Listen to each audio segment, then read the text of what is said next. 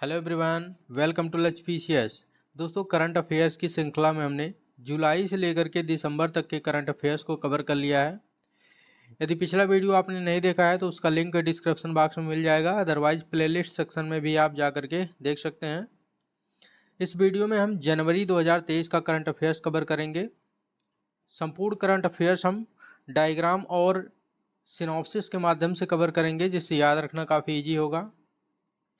यदि आप इसका पीडीएफ प्राप्त करना चाहते हैं तो इसका छोटा सा शुल्क रखा गया है 25 रुपीज़। तो इस नंबर पर व्हाट्सएप करके आप इसका पीडीएफ प्राप्त कर सकते हैं। तो चलिए आज का सेशन स्टार्ट करते हैं। देखिए, पहला है विजिट इंडिया वर्ष। तो 2023 को भारत सरकार द्वारा विजिट इंडिया वर्ष घोषित किया गया है। इसका उद्देश्य है अंतर्राष्ट्रीय पर्यटन को आकर्षित करना। देश का पहला वैश्विक पर्यटन शिखर सम्मेलन कहाँ पर आयोजित होगा? तो अप्रैल 2023 में नई दिल्ली में आयोजित होगा। और इसका आयोजन किसके द्वारा किया जाएगा? पर्यटन मंत्रालय और भारतीय उद्योग परिसंघ के सहयोग से इसका जो है आयोजन किया जाएगा। चलिए आगे बढ़ते हैं। देखिए survival of the richest report, इसको किसने जारी किया है? तो इसको ऑक्सफैम इंटरनेशनल द्वारा जारी किया गया है। इस रिपोर्ट में बताया गया है कि भारत में जो सबसे अमीर 1% लोग हैं उनके पास देश की कुल संपत्ति का 40% धन है, और वहीं दूसरी तरफ 50% आबादी के पास देश की कुल संपत्ति का मात्र 3% धन है। तो इस प्रकार से व्यापक असमानताएं हैं। भारत में अरबपतियों की जो संख्या है वो 2020 में 102 थी और 2022 में बढ़कर के 166 हो गई है। चलिए आगे बढ़ते हैं। देखिए, 17वां प्रवासी भारतीय दिवस सम्मेलन 2023, इसका आयोजन कब किया गया है? तो इसका आयोजन याद रखिएगा 8 से 10 जनवरी 2023 को किया गया है। और कहाँ पर हुआ है ये पूछा जा सकता है क्वेश्चन। मध्य प्रदेश के इंदौर में हुआ है। यह प्रति 2 वर्ष पर आयोजित किया जाता है। और ये कब से आयोजित किया जा रहा है? तो याद रखिएगा 2015 से इसे आयोजित किया जा रहा है। प्रवासी भारतीय दिवस कब मनाया जाता है? याद रखिएगा 9 जनवरी को प्रवासी भारतीय दिवस मनाया जाता है। तो मुख्य अतिथि कौन थे? तो गुयाना के राष्ट्रपति मोहम्मद इरफान अली थे। नाम याद रखिएगा, मोहम्मद इरफान अली कहाँ के राष्ट्रपति थे? गुयाना के राष्ट्रपति थे। और विशेष सम्मानित अतिथि कौन थे? तो सूरीनाम के राष्ट्रपति चंद्रिका प्रसाद संतोषी थे। चलिए आगे बढ़ते हैं। देखिए, मोटे अनाज यानी कि मिलेट्स। तो 2023 को मोटे अनाज का अंतर्राष्ट्रीय वर्ष घोषित किया गया है। इसकी घोषणा कब की गई थी? तो इसकी घोषणा जो है संयुक्त राष्ट्र महासभा के द्वारा 5 मार्च 2021 को की गई थी, और इसका प्रस्ताव भारत के द्वारा किया गया था। मिलेट्स यानी कि मोटे अनाज, इसको जो है कदन्न के नाम से भी जाना जाता है। तो यूपीपीएससी ने इसी शब्दावली का प्रयोग करते हुए आरओ में क्वेश्चन पूछा था। देखिए, केंद्रीय बजट 2023-24, तो याद रखिएगा केंद्रीय बजट 2023-24 में मोटे अनाज को श्री अन्न की संज्ञा दी गई है।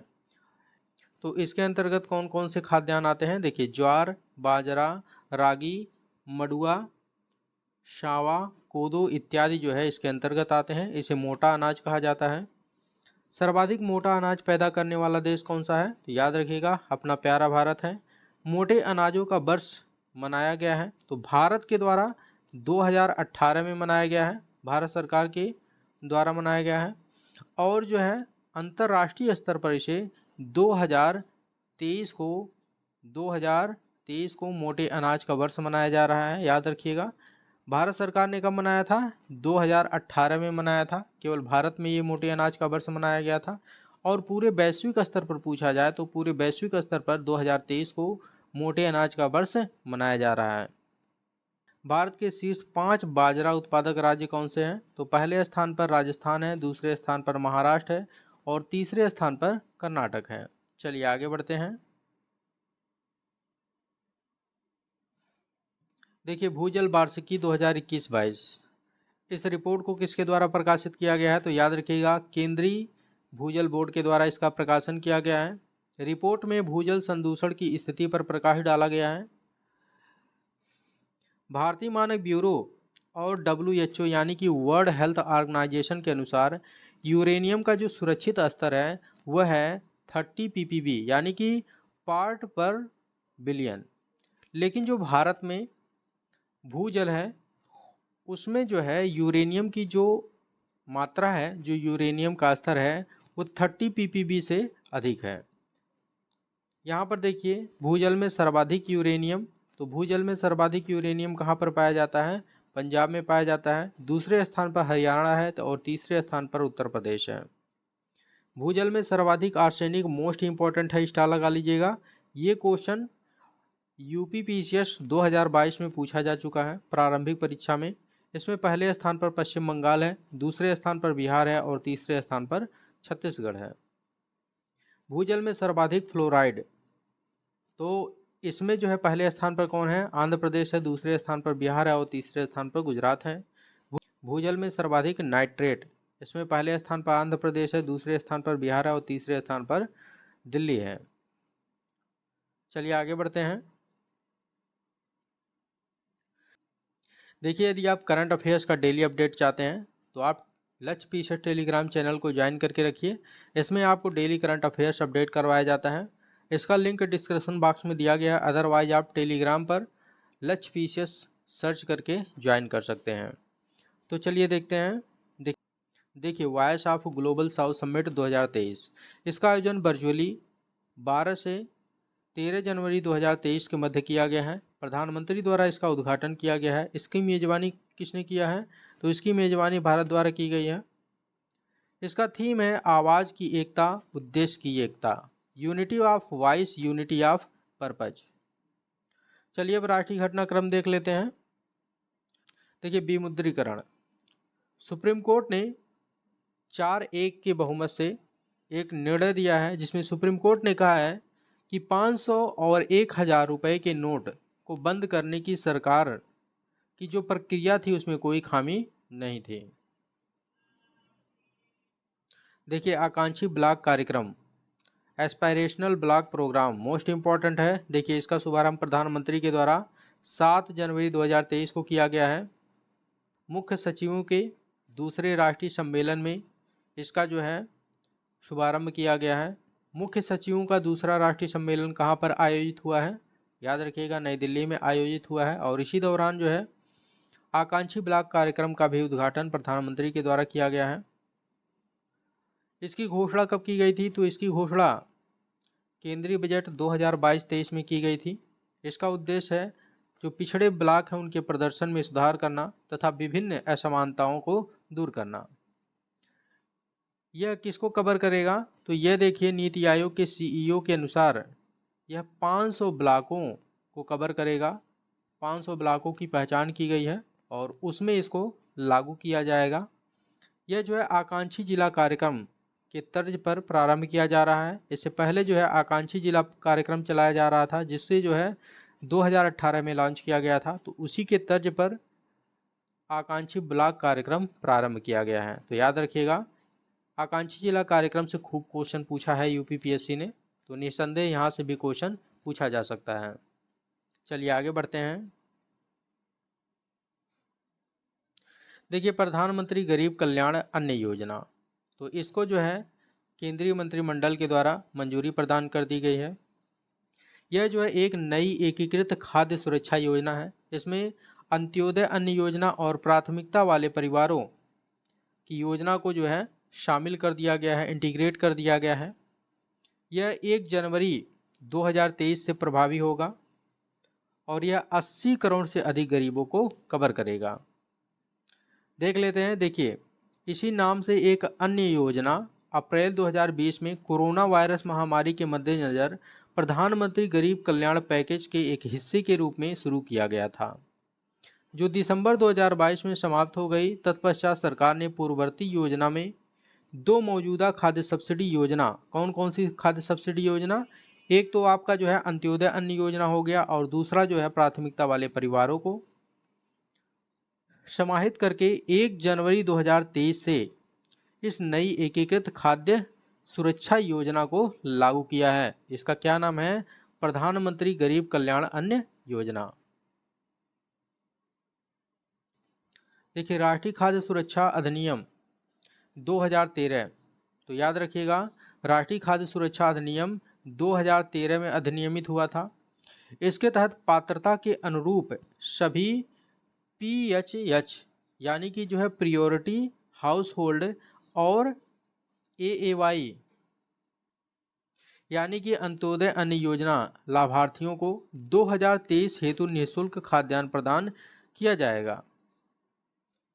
नेशनल फूड सिक्योरिटी एक्ट 2013, तो इसको कब अधिसूचित किया गया था? तो 10 दिसंबर 2013 को अधिसूचित किया गया था और 5 जुलाई 2013 में यह लागू हुआ था। यह जो है ग्रामीण क्षेत्र के 75% आबादी को और शहरी क्षेत्र के 50% आबादी को कवर करता है।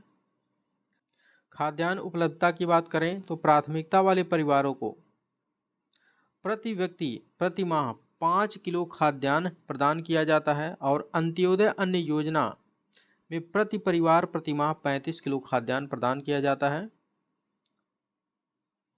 सब्सिडी मूल्य की बात करें तो चावल, गेहूं और मोटा अनाज, चावल जो है 3 रुपया प्रति किलोग्राम, गेहूं 2 रुपया प्रति किलोग्राम, मोटा अनाज 1 रुपया प्रति किलोग्राम प्रदान किया जाता है। इसके तहत जो है मातृत्व लाभ भी प्रदान किया जाता है, जैसे कि जो गर्भवती एवं स्तनपान कराने वाली माताएं हैं उनको जो है 6,000 रुपया मातृत्व लाभ प्रदान किया जाता है, तो याद रखिएगा। चलिए आगे बढ़ते हैं। देखिए, विज्ञापन संबंधी मार्गदर्शी दिशा निर्देश, तो केंद्र सरकार के द्वारा एक गाइडलाइन जारी किया गया है। यह जो है गाइडलाइन मशहूर हस्तियों एवं सोशल मीडिया इन्फ्लुएंसर के लिए जारी किया गया है। सोशल मीडिया के माध्यम से प्रचारित किसी उत्पाद के मौद्रिक और भौतिक लाभों का प्रकटीकरण करना इस गाइडलाइन के तहत अनिवार्य कर दिया गया है। केंद्रीय उपभोक्ता संरक्षण प्राधिकरण, तो इसकी स्थापना कब की गई थी? 2020 में इसकी स्थापना की गई थी। उपभोक्ता संरक्षण नियम 2019 के तहत इसका नोडल मंत्रालय कौन है? तो याद रखिएगा, उपभोक्ता मामलों के मंत्रालय। इसका हेडक्वार्टर कहाँ पर है? नई दिल्ली में है। इसका उद्देश्य है उपभोक्ता के अधिकारों की रक्षा करना। चलिए आगे बढ़ते हैं। देखिए, मोस्ट इम्पॉर्टेंट है, स्टार लगा लीजिएगा, यहाँ से क्वेश्चन बनना तय है। केन बेतवा लिंक परियोजना की संचालन समिति, इसकी तीसरी बैठक कहाँ पर हुई है? तो याद रखिएगा, नई दिल्ली में हुई है। अब देख लेते हैं केन बेतवा लिंक परियोजना क्या है। तो देखिए, इसको जो है दिसंबर 2021 में मंजूरी मिली थी। इसका उद्देश्य है यूपी के सूखाग्रस्त बुंदेलखंड क्षेत्र में सिंचाई सुविधा उपलब्ध कराने हेतु केन नदी के अधिशेष जल को बेतवा नदी में हस्तांतरित करना। इस पर जो है एक बांध बनाया गया है जिसकी लंबाई है 77 मीटर, चौड़ाई है 2 किलोमीटर और जो है यह केन नदी पर बनाया गया है। याद रखिएगा, दौधन बांध जो है केन नदी पर बनाया गया है। देख लेते हैं, यहाँ पर देखिए जो है मैंने मैपिंग कर दिया है, तो इससे जो है समझना थोड़ा आसान हो जाएगा और याद रखना भी जो है आसान हो जाएगा। देखिए, ये जो है गंगा नदी है, उत्तर प्रदेश में बहने वाली नदी है और इधर से यमुना नदी आकर के गंगा नदी में प्रयागराज में मिल जाती है। ये उत्तर प्रदेश वाला क्षेत्र है और ये जो है मध्य प्रदेश है। तो चलिए देखते हैं। देखिए, मध्य प्रदेश से एक नदी निकलती है जिसका नाम है बेतवा। ये यमुना में आकर के हमीरपुर के पास जो है मिल जाती है और एक नदी इधर से निकलती है जिसका नाम है केन। ये जो है उत्तर प्रदेश के बांदा में आकर के यमुना नदी से मिल जाती है।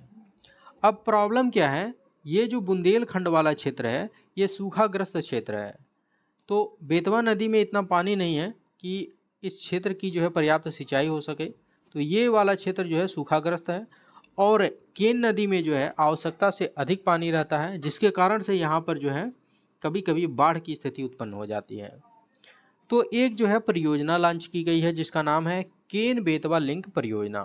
तो क्या किया गया है, यदि केन नदी का जो अतिरिक्त पानी है उसको जो है डाइवर्ट करके बेतवा नदी में पहुंचा दिया जाए, तो जो बुंदेलखंड में सूखा की समस्या है उससे जो है निपटा जा सकता है और जो इधर जो है बांदा वाले क्षेत्र में, यहाँ पर जो बाढ़ की स्थिति उत्पन्न होती है, इससे भी जो है निपटा जा सकता है। तो इसी के लिए जो है देखिए यहाँ पर जो है मध्य प्रदेश में एक जो है टाइगर रिजर्व है जिसका नाम है पन्ना टाइगर रिजर्व, ये है। और यहीं पर एक जो है दौधन बांध बनाया गया है।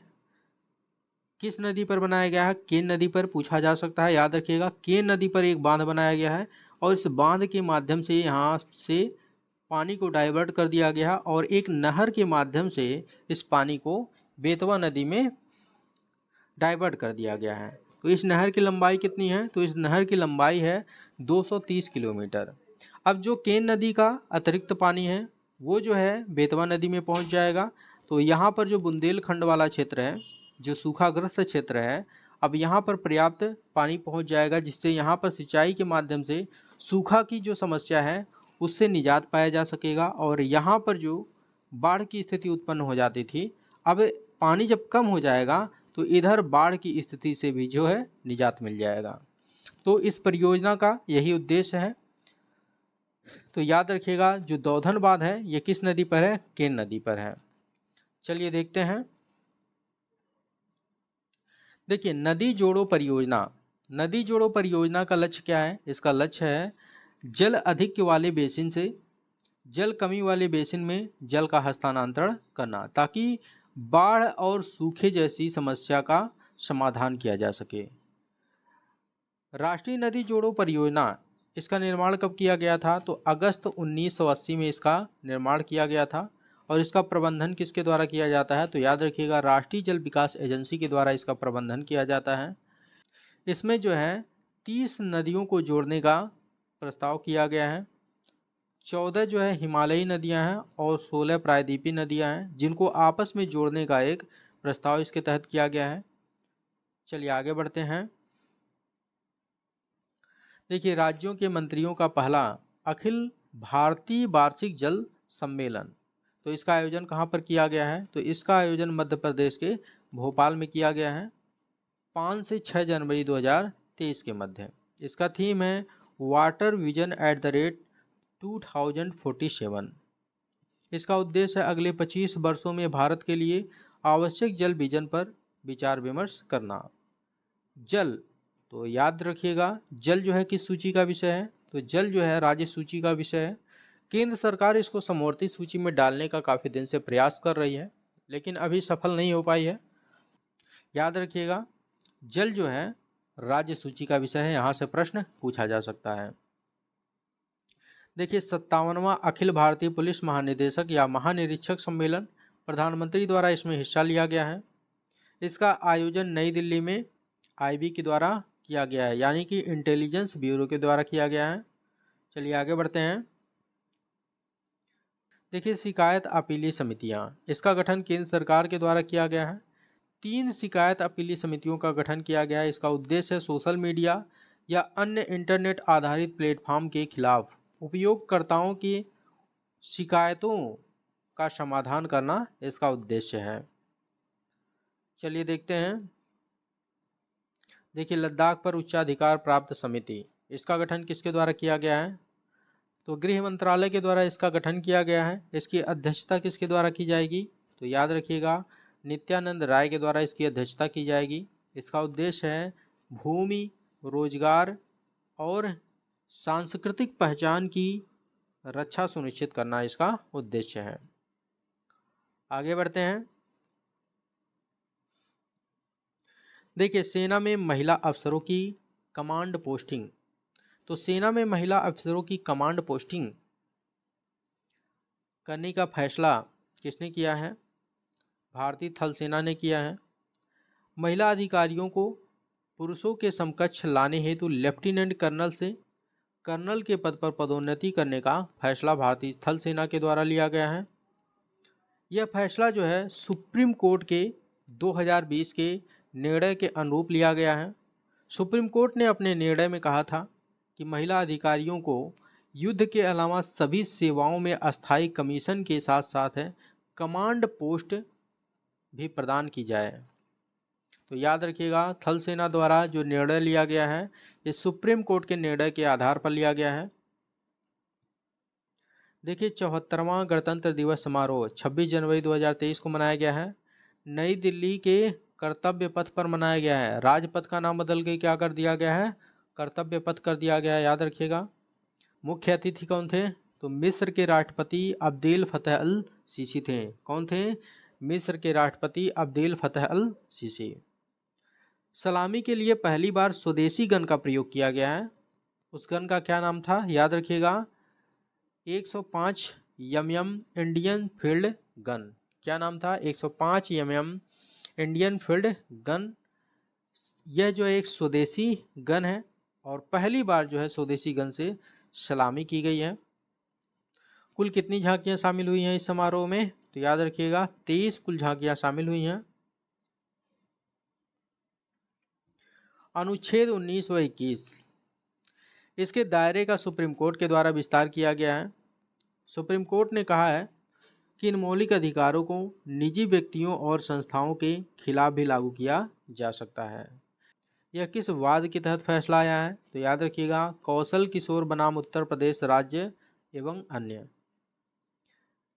83वां अखिल भारतीय पीठासीन अधिकारियों का सम्मेलन, इसका आयोजन कहाँ पर हुआ है, तो याद रखिएगा राजस्थान के जयपुर में हुआ है और इसका उद्घाटन उपराष्ट्रपति जगदीप धनखड़ के द्वारा किया गया है।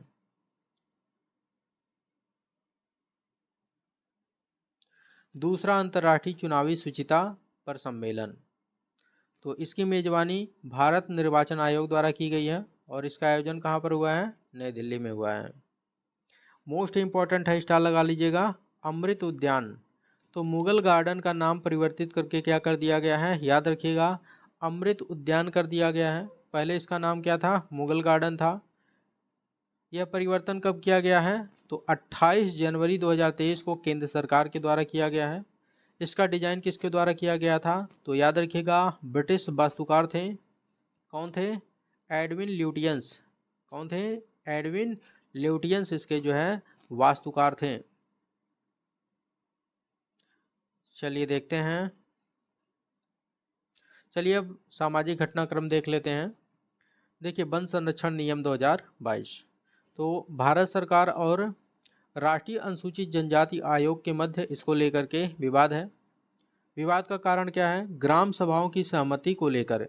एक्चुअली हुआ क्या है, सरकार ने इसमें संशोधन कर दिया है, लेकिन जो है नियमतः सरकार को संशोधन करने से पहले ग्राम सभाओं की सहमति लेना चाहिए था, किंतु सरकार ने ग्राम सभाओं की सहमति नहीं ली है। यही कारण है कि सरकार और जो है राष्ट्रीय अनुसूचित जनजाति आयोग के मध्य विवाद उत्पन्न हो गया है। चलिए आगे बढ़ते हैं। देखिए शिक्षा की वार्षिक स्थिति रिपोर्ट असर 2022, असर का फुल फॉर्म क्या है, annual status of education report. तो इसको किसने जारी किया है, तो एक एनजीओ है जिसका नाम है प्रथम फाउंडेशन। तो प्रथम फाउंडेशन ने असर नामक रिपोर्ट जारी किया है। इस रिपोर्ट में उल्लेख किया गया है कि पढ़ने की बुनियादी क्षमता 2012 के पूर्व स्तर तक गिर गई है। इसके अनुसार कोविड महामारी के बावजूद नामांकन में वृद्धि हुई है। विद्यालय की सुविधाओं में 2018 की तुलना में भी सुधार हुआ है। तो ऐसा जो है रिपोर्ट में उल्लेख किया गया है।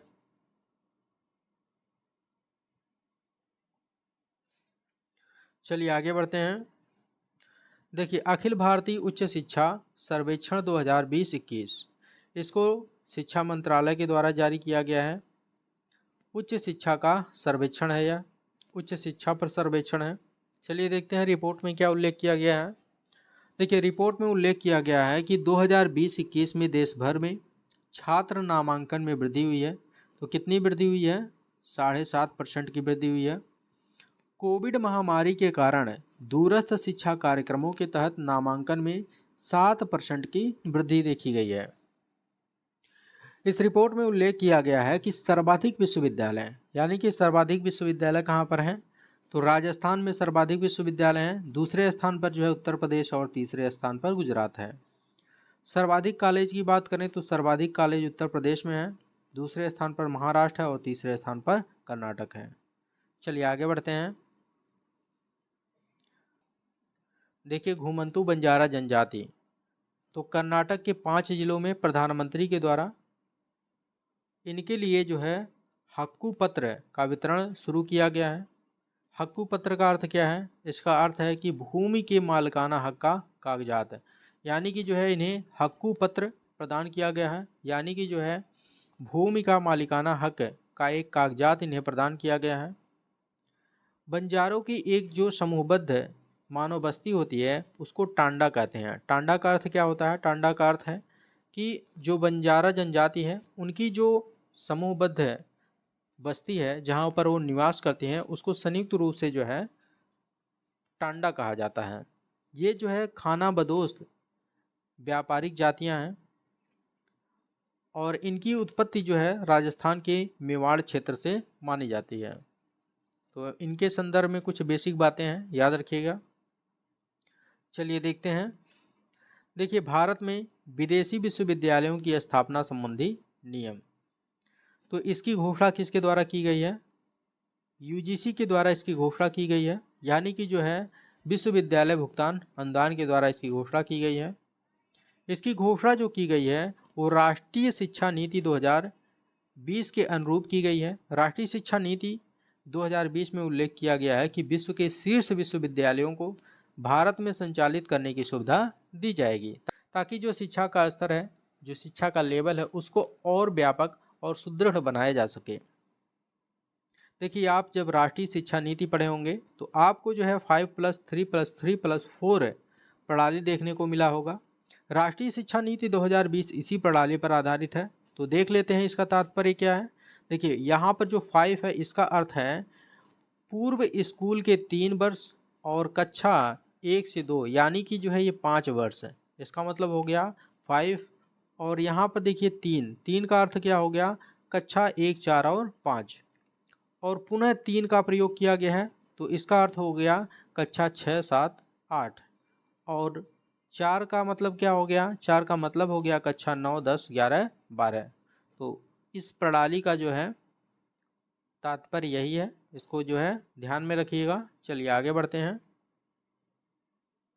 देखिए, प्रधानमंत्री पीबीटीजी विकास मिशन, इसकी घोषणा वित्त मंत्री के द्वारा 1 फरवरी 2013 को केंद्रीय बजट 2023-24 के तहत किया गया है। पीबीटीजी क्या है? तो पीबीटीजी जो है विशेष रूप से कमजोर जनजातीय समूह है। तो इसका लक्ष्य रखा गया है कि जो पीबीटीजी हैं इनके सामाजिक आर्थिक स्थिति में सुधार किया जाएगा। पीबीटीजी, तो इसका वर्गीकरण किसके द्वारा किया गया है? याद रखिएगा, गृह मंत्रालय के द्वारा किया गया है। इसमें 75 जनजातीय समूहों को शामिल किया गया है। आदिवासी समूहों में ये सर्वाधिक कमज़ोर माने जाते हैं, यानी कि जो है सर्वाधिक जो है पिछड़े हुए हैं। सर्वाधिक जनसंख्या इनकी कहाँ पर पाई जाती है? उड़ीसा, और दूसरे स्थान पर आंध्र प्रदेश।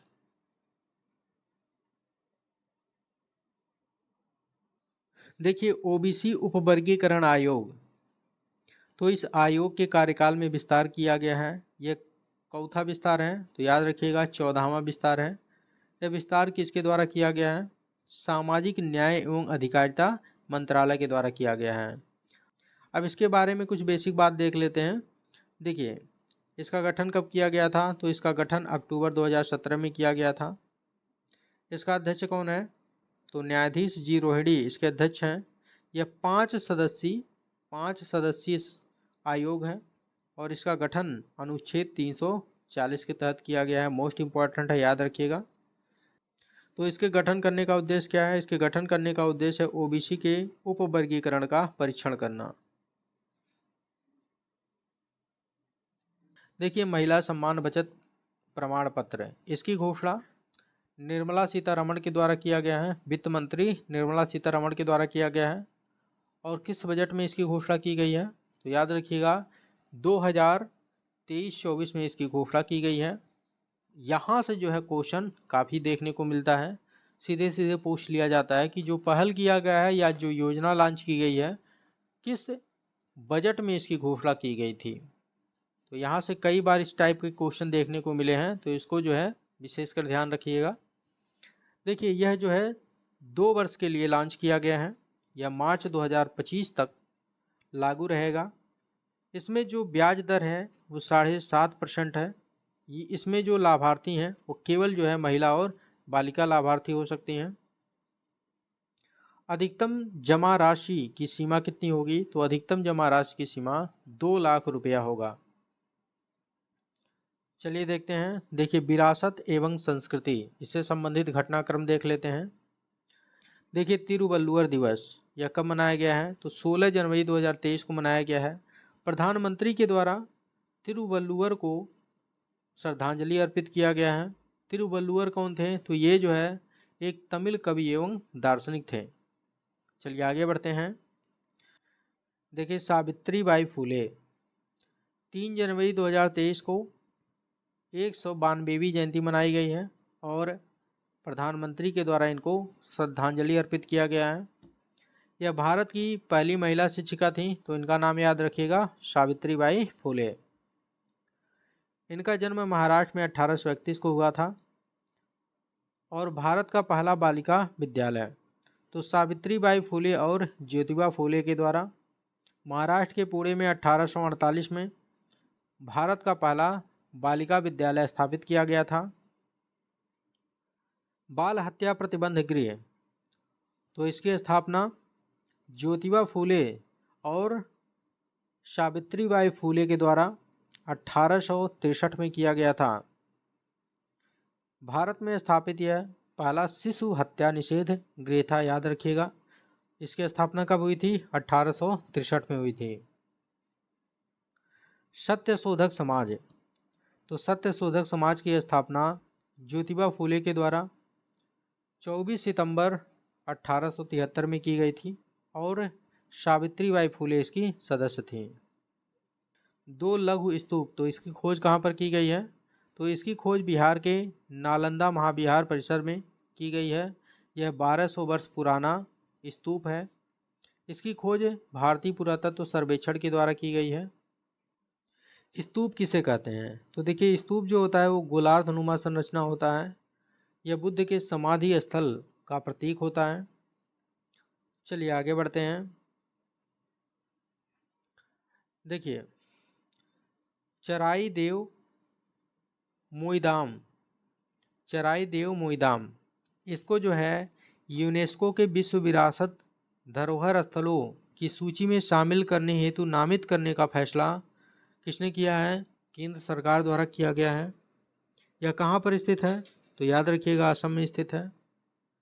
यह जो है अहोम राजवंश का शाही दफन स्थल है। वर्तमान में असम के 2 स्थल ऐसे हैं जो विश्व विरासत स्थल में शामिल हैं। कौन कौन से हैं? काजीरंगा नेशनल पार्क है और मानस नेशनल पार्क है। यूनेस्को विश्व विरासत स्थल में भारत के कुल कितने स्थल शामिल हैं? तो याद रखिएगा, मोस्ट इंपॉर्टेंट है, यहाँ से कई बार क्वेश्चन पूछा गया है। कुल वर्तमान में 40 स्थल अभी शामिल हैं। 32 सांस्कृतिक स्थल हैं, 7 प्राकृतिक स्थल हैं और 1 मिश्रित स्थल है। परशुराम कुंड महोत्सव 2023, तो इसका आयोजन कहाँ पर किया गया है? तो इसका आयोजन अरुणाचल प्रदेश में 12 से 16 जनवरी 2023 के मध्य किया गया है। यह पूर्वोत्तर के कुंभ के रूप में प्रसिद्ध है।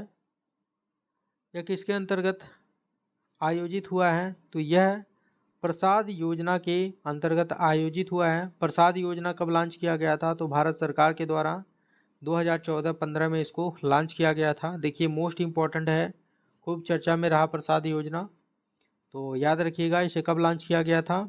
इसे 2014-15 में लॉन्च किया गया था। इसका नोडल मंत्रालय कौन है? पर्यटन मंत्रालय इसका नोडल मंत्रालय है। इसका लक्ष्य है भारत में धार्मिक पर्यटन के विकास और संवर्धन का मार्ग प्रशस्त करना। चलिए आगे देखते हैं। देखिए, 26वां राष्ट्रीय युवा महोत्सव मोस्ट इम्पॉर्टेंट है।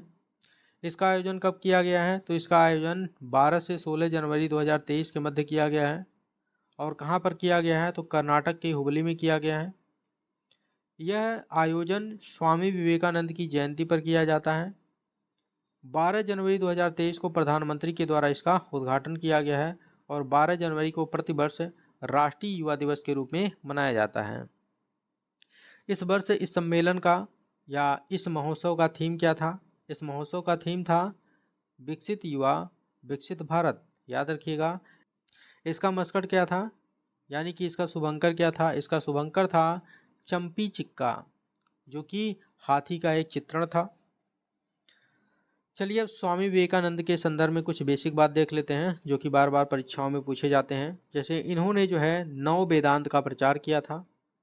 इनका जन्म कहाँ पर हुआ था? तो इनका जन्म पश्चिम बंगाल के कोलकाता में हुआ था और इनका जन्म 12 जनवरी 1863 में हुआ था।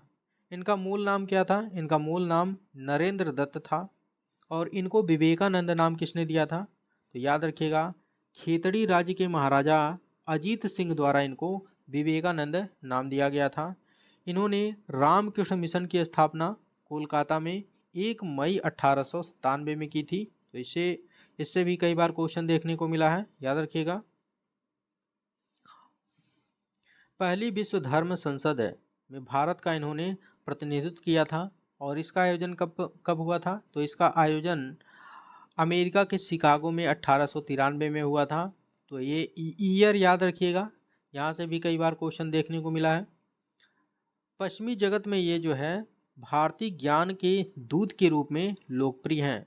किस नाम से लोकप्रिय हैं? भारतीय ज्ञान के दूत के रूप में पश्चिमी जगत में ये जो है लोकप्रिय हैं। इनकी कुछ साहित्यिक कृतियाँ थीं, चलिए देख लेते हैं। देखिए, राजयोग, कर्मयोग और ज्ञान योग, यहाँ से भी प्रश्न देखने को मिला है। तो कुल मिलाकर के ये पूरा जो है मोस्ट इम्पोर्टेंट है, इसको अच्छे से याद कर लीजिएगा।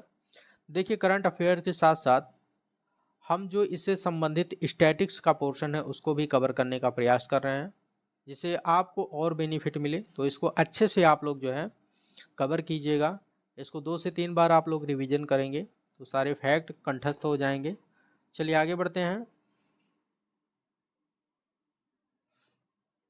देखिए, स्मारक मित्र योजना, तो ये जो पहले एडाप्ट हेरिटेज योजना था उसी का एक संशोधित संस्करण है, जिसको हाल ही में केंद्र सरकार के द्वारा प्रारंभ किया गया है। तो सबसे पहले देख लेते हैं एडाप्ट हेरिटेज योजना क्या है। तो देखिए, इसका शुभारंभ 27 सितंबर 2017 को किया गया है। इसका नोडल मंत्रालय पर्यटन मंत्रालय है और इसका उद्देश्य है किसी स्थल के रख रखाव और अन्य संबंधित गतिविधियों के लिए उसे गोद लेना, इसका जो है उद्देश्य है। देखिए, स्मारक मित्र योजना, तो देखिए यहाँ पर देखिए क्या नाम है, एडाप्ट हेरिटेज योजना का नोडल मंत्रालय कौन है? पर्यटन मंत्रालय है। लेकिन अब जो है स्मारक मित्र योजना जो कि संशोधित संस्करण है, इसका नोडल मंत्रालय संस्कृत मंत्रालय हो गया है। और इसका उद्देश्य क्या है? इसका उद्देश्य है संस्कृत मंत्रालय भारतीय पुरातत्व सर्वेक्षण के 100 स्मारकों के रखरखाव के लिए निजी उद्योगों के साथ साझेदारी करेगा। ठीक है, चलिए आगे बढ़ते हैं। देखिए, भीमा कोरेगांव युद्ध है, तो इसकी जो है 205वीं वर्षगांठ मनाई गई है। महाराष्ट्र के पुणे में यह मनाया गया है। यहाँ पर जय स्तंभ सैन्य स्मारक स्थित है, जिसके पास जो है भारी संख्या में भीड़ एकत्र हुई थी। यह जो युद्ध है यह तृतीय आंग्ल मराठा युद्ध की अंतिम लड़ाइयों में से एक है, जिसमें पेशवा के प्रभुत्व को समाप्त कर दिया गया था। यह कब हुआ था? तो 1 जनवरी 1818 में यह लड़ा गया था और यह बाजीराव द्वितीय और ब्रिटिश ईस्ट इंडिया कंपनी के मध्य लड़ा गया था, जिसमें बाजीराव द्वितीय की हार हुई थी और ब्रिटिश ईस्ट इंडिया कंपनी की विजय हुई थी। चलिए आगे बढ़ते हैं। देखिए, ऑरेंज फेस्टिवल 2023, तो इसका आयोजन कहाँ पर हुआ है? तो याद रखिएगा, ऑरेंज फेस्टिवल 2023 का आयोजन नागालैंड में हुआ है। इसका लक्ष्य है संतरे के उत्पादन और खेती को गति देना। चलिए अब आर्थिक घटनाक्रम देख लेते हैं। देखिए, डिजिटल भुगतान, तो डिजिटल भुगतान को बढ़ावा देने हेतु बैंकों को प्रोत्साहन प्रदान किया जाएगा। इसके लिए केंद्रीय मंत्रिमंडल द्वारा 2600 करोड़ रुपए निर्धारित करने की घोषणा की गई है।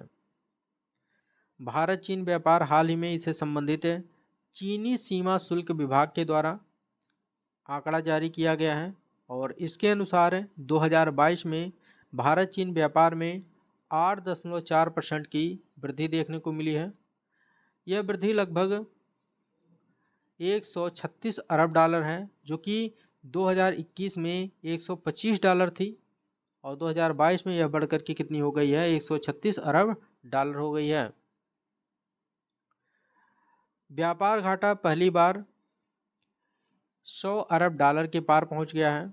2021 में जहां व्यापार घाटा 69.38 अरब डॉलर था, वहीं 2022 में व्यापार घाटा 101.2 अरब डॉलर पहुंच गया है। चलिए आगे बढ़ते हैं।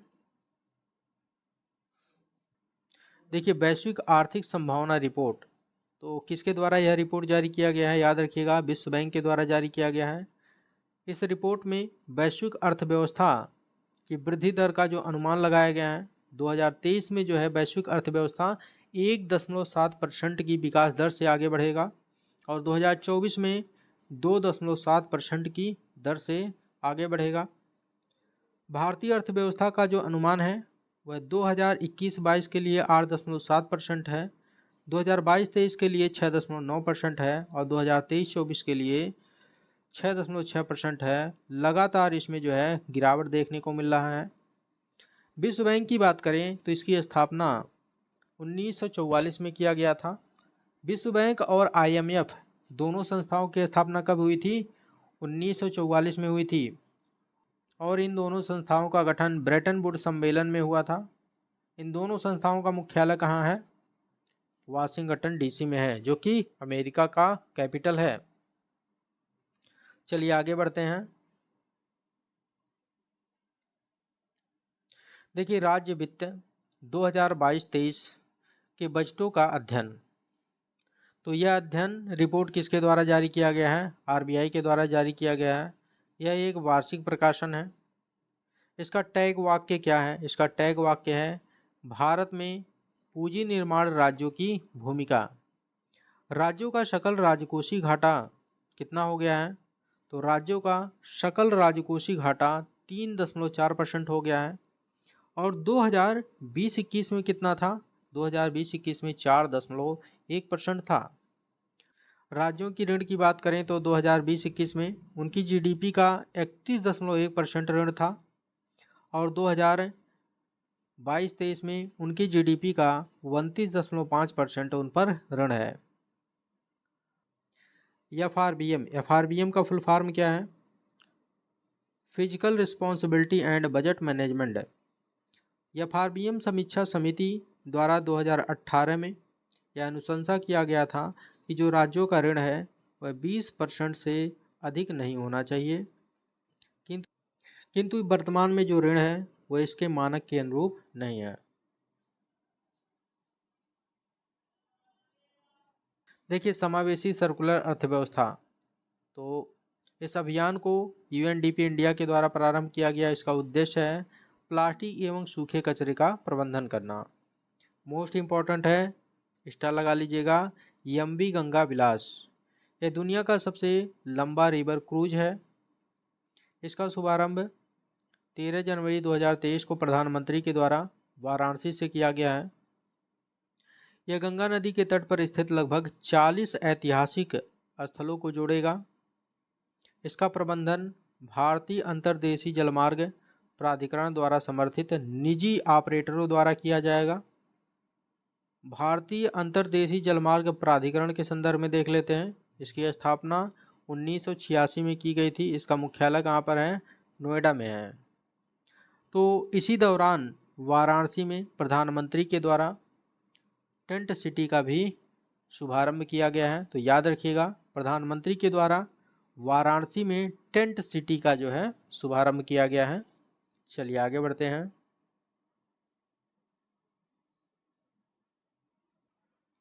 प्रसारण अवसंरचना और नेटवर्क विकास योजना, तो इसकी मंजूरी आर्थिक मामले की मंत्रिमंडलीय समिति द्वारा दी गई है और यह मंजूरी 2025 से 2026 तक के लिए दी गई है और इसका प्रस्ताव सूचना और प्रसारण मंत्रालय के द्वारा किया गया था। यह योजना प्रसार भारती को उसके प्रसारण अवसंरचना के विस्तार, उन्नयन, विषय वस्तु तथा विकास एवं संगठन के लिए वित्तीय सहायता प्रदान करेगा। तो याद रखिएगा। चलिए आगे बढ़ते हैं। देखिए, survival of the richest report, survival of the richest report इसको किसने जारी किया है? तो इसको ऑक्सफैम इंटरनेशनल द्वारा जारी किया गया है। यह जो है भारत के संदर्भ में इसमें आंकड़े प्रस्तुत किए गए हैं। भारत में आर्थिक असमानता के संदर्भ में इसमें बात की गई है। इसमें उल्लेख किया गया है कि भारत की 1% आबादी के पास देश की कुल संपत्ति का 40% से अधिक संपत्ति है और 21 सबसे अमीर अरबपतियों के पास देश के 70 करोड़ लोगों से ज़्यादा दौलत है। यानी कि केवल 21 अरबपतियों के पास देश के 70 करोड़ लोगों से ज़्यादा संपत्ति है। तो यह जो है देश में असमानता का स्तर है। इस रिपोर्ट से आप जो है अंदाज़ा लगा सकते हैं। चलिए आगे बढ़ते हैं। देखिए उत्कर्ष 2.0 इसे जो है आरबीआई के द्वारा लॉन्च किया गया है। इसका उद्देश्य है नियामक एवं पर्यवेक्षी तंत्र को मजबूत करना। उत्कर्ष का जो मूल संस्करण था उसको जो है आरबीआई के द्वारा 2019 में लॉन्च किया गया था। इसकी अवधि जो है 3 वर्ष के लिए थी। इसका उद्देश्य बैंकों के विनियमन एवं पर्यवेक्षण में सुधार करना था। चलिए अब अंतर्राष्ट्रीय घटनाक्रम देख लेते हैं। देखिए विश्व आर्थिक मंच की वार्षिक बैठक, यह जो है 53वां संस्करण था और इसका आयोजन 16 से 20 जनवरी 2023 के मध्य हुआ है और यह आयोजन स्विट्जरलैंड के दावोस में हुआ है। याद रखिएगा। विश्व आर्थिक मंच वर्ल्ड इकोनॉमिक फोरम का आयोजन कहाँ पर हुआ है? तो इसका आयोजन स्विट्जरलैंड के दावोस में हुआ है। मोस्ट इम्पॉर्टेंट है, यहाँ से कई बार क्वेश्चन देखने को मिला है। इसका थीम है खंडित विश्व में सहयोग, यानी कि जो है cooperation in a fragmented world. इस बैठक के दौरान कुछ नई पहले प्रारंभ की गई हैं, देख लेते हैं।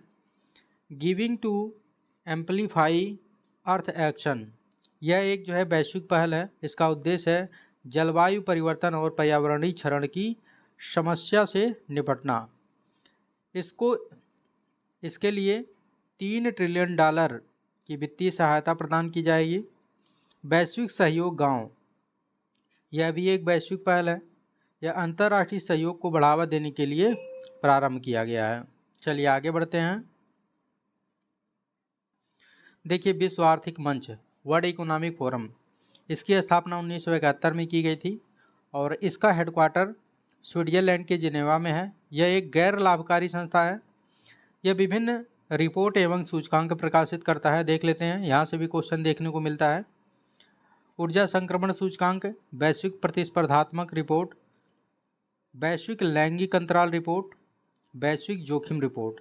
तो ये जो है रिपोर्ट है कुछ जो कि जो है विश्व आर्थिक मंच के द्वारा प्रकाशित किए जाते हैं, तो इनका नाम याद रखिएगा। चलिए देखते हैं। वासेनार व्यवस्था, वासेनार अरेंजमेंट, इसकी अध्यक्षता भारत को सौंपी गई है। भारत 1 जनवरी 2023 से इसकी अध्यक्षता करेगा। 2022 में इसकी अध्यक्षता किसके द्वारा की गई है? तो याद रखिएगा 2022 में ऑस्ट्रिया के द्वारा इसकी अध्यक्षता की गई है और 2022 में इसका आयोजन कहाँ पर हुआ है? तो स्वाभाविक सी बात है ऑस्ट्रिया के कैपिटल वियना में हुआ है। वासेनार अरेंजमेंट की बात करें तो इसकी स्थापना 1996 में की गई थी और इसका सचिवालय ऑस्ट्रिया की कैपिटल वियना में है। इसमें कुल 42 सदस्य देश शामिल है। भारत जो है 2017 में इसमें शामिल हुआ था। इसका अस्थायी सदस्य बना था। तो याद रखिएगा इसका कार्य है व्यापारिक हथियार प्रौद्योगिकी के हस्तांतरण पर सूचनाओं का आदान प्रदान करना। चलिए आगे बढ़ते हैं। देखिए यूरोजोन तथा शेंगेन क्षेत्र, इसमें जो है क्रोएशिया 1 जनवरी 2023 को शामिल हुआ है, जबकि यूरोपीय संघ में क्रोएशिया 2013 में ही शामिल हो गया था। अब देख लेते हैं यूरोजोन किसे कहते हैं। तो जो यूरोपीय संघ है उसके जो सदस्य देश होते हैं वो सभी जो है अपनी राष्ट्रीय मुद्राओं को एकल मुद्रा यानी कि जो है यूरो में कन्वर्ट कर देते हैं। यानी उनकी जो भी मुद्रा रही हो पहले, जब इसमें शामिल होते हैं वो, तो उनके देश की मुद्रा क्या हो जाती है? यूरो हो जाती है। तो इसी को जो है जो इसमें शामिल होते हैं समूह, इस सारे समूह को, इस सारे क्षेत्र को यूरोजोन कहा जाता है। इसमें क्रोएशिया जो है शामिल होने वाला 20वां सदस्य है। 2015 में लिथुआनिया शामिल हुआ था इसमें, और वह जो है 19वां सदस्य था। अब देख लेते हैं शेंगेन क्षेत्र किसे कहते हैं। तो देखिए, यूरोपीय देशों द्वारा नागरिकों की मुक्त आवाजाही हेतु आंतरिक सीमा समाप्त करना क्या कहलाता है? शेंगेन क्षेत्र कहलाता है। देखिए, जो यूरोपीय संघ है उसमें जो है यूरोप के कई देश आपस में जो है मिल करके एक संघ बनाए हैं, ठीक है। तो इनके मध्य ये जो बॉर्डर है, यहाँ पर ये बॉर्डर जो है समाप्त कर देते हैं और एक दूसरे के नागरिक एक दूसरे देश में निर्बाध रूप से आ जा सकते हैं। तो इसी को क्या कहा जाता है? इसी को शेंगेन क्षेत्र कहा जाता है। तो याद रखिएगा।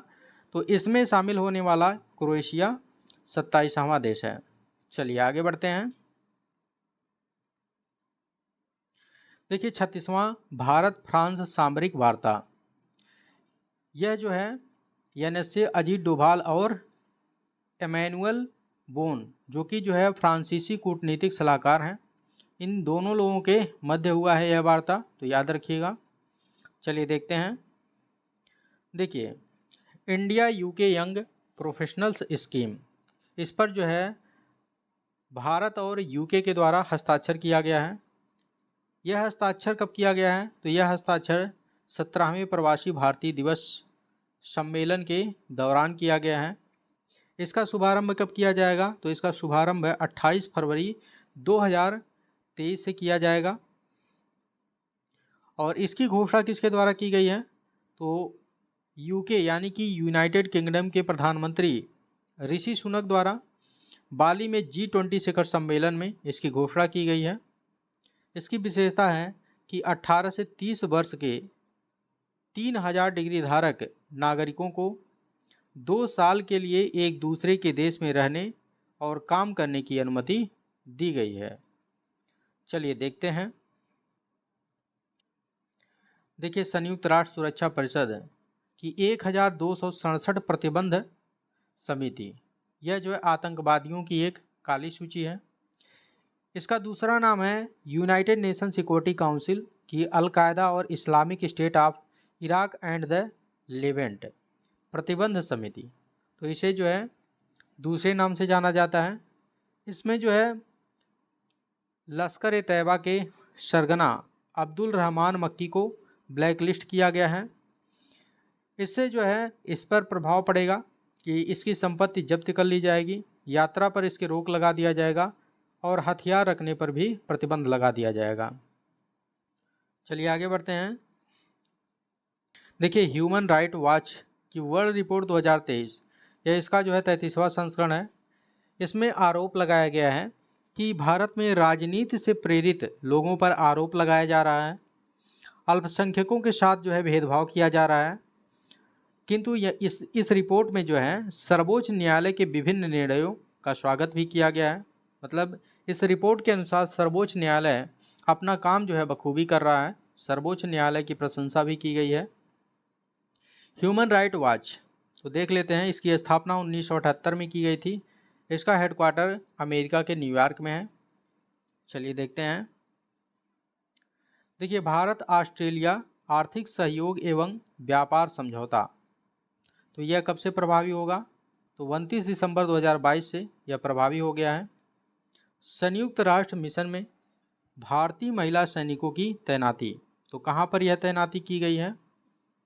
अबेई में की गई है, जो कि सूडान और दक्षिण सूडान की सीमा पर स्थित है। चलिए बढ़ते हैं आगे।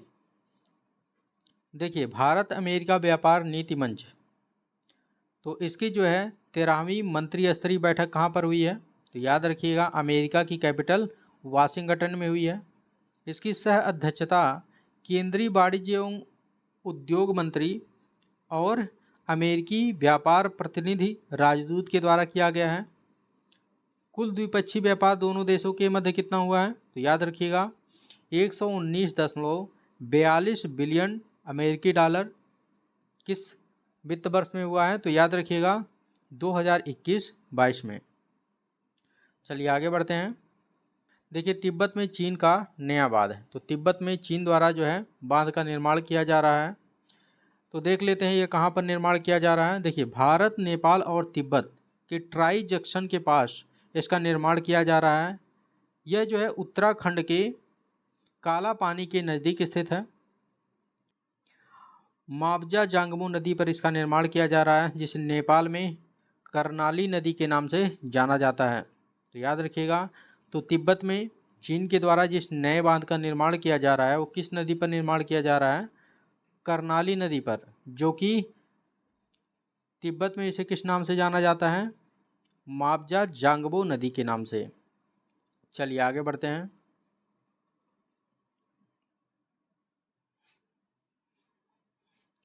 वीर गार्जियन अभ्यास, तो इसका आयोजन 12 से 26 जनवरी 2022 को जापान के हायाकुरी तथा इरुमा हवाई अड्डे पर किया गया है। यह इसका पहला संस्करण था। इसमें भारतीय वायुसेना तथा Japan air self defence force इसमें शामिल हुआ है, यानी कि जो है भारतीय वायुसेना एवं जापान की वायुसेना इसमें शामिल हुई है। पहली बार इसमें इंडियन एयरफोर्स की महिला लड़ाकू पायलट अवनी चतुर्वेदी विदेशी भूमि में हवाई युद्धाभ्यास के लिए भारतीय दल का हिस्सा बनी है। तो याद रखिएगा, इनका नाम क्या नाम है? अवनी चतुर्वेदी।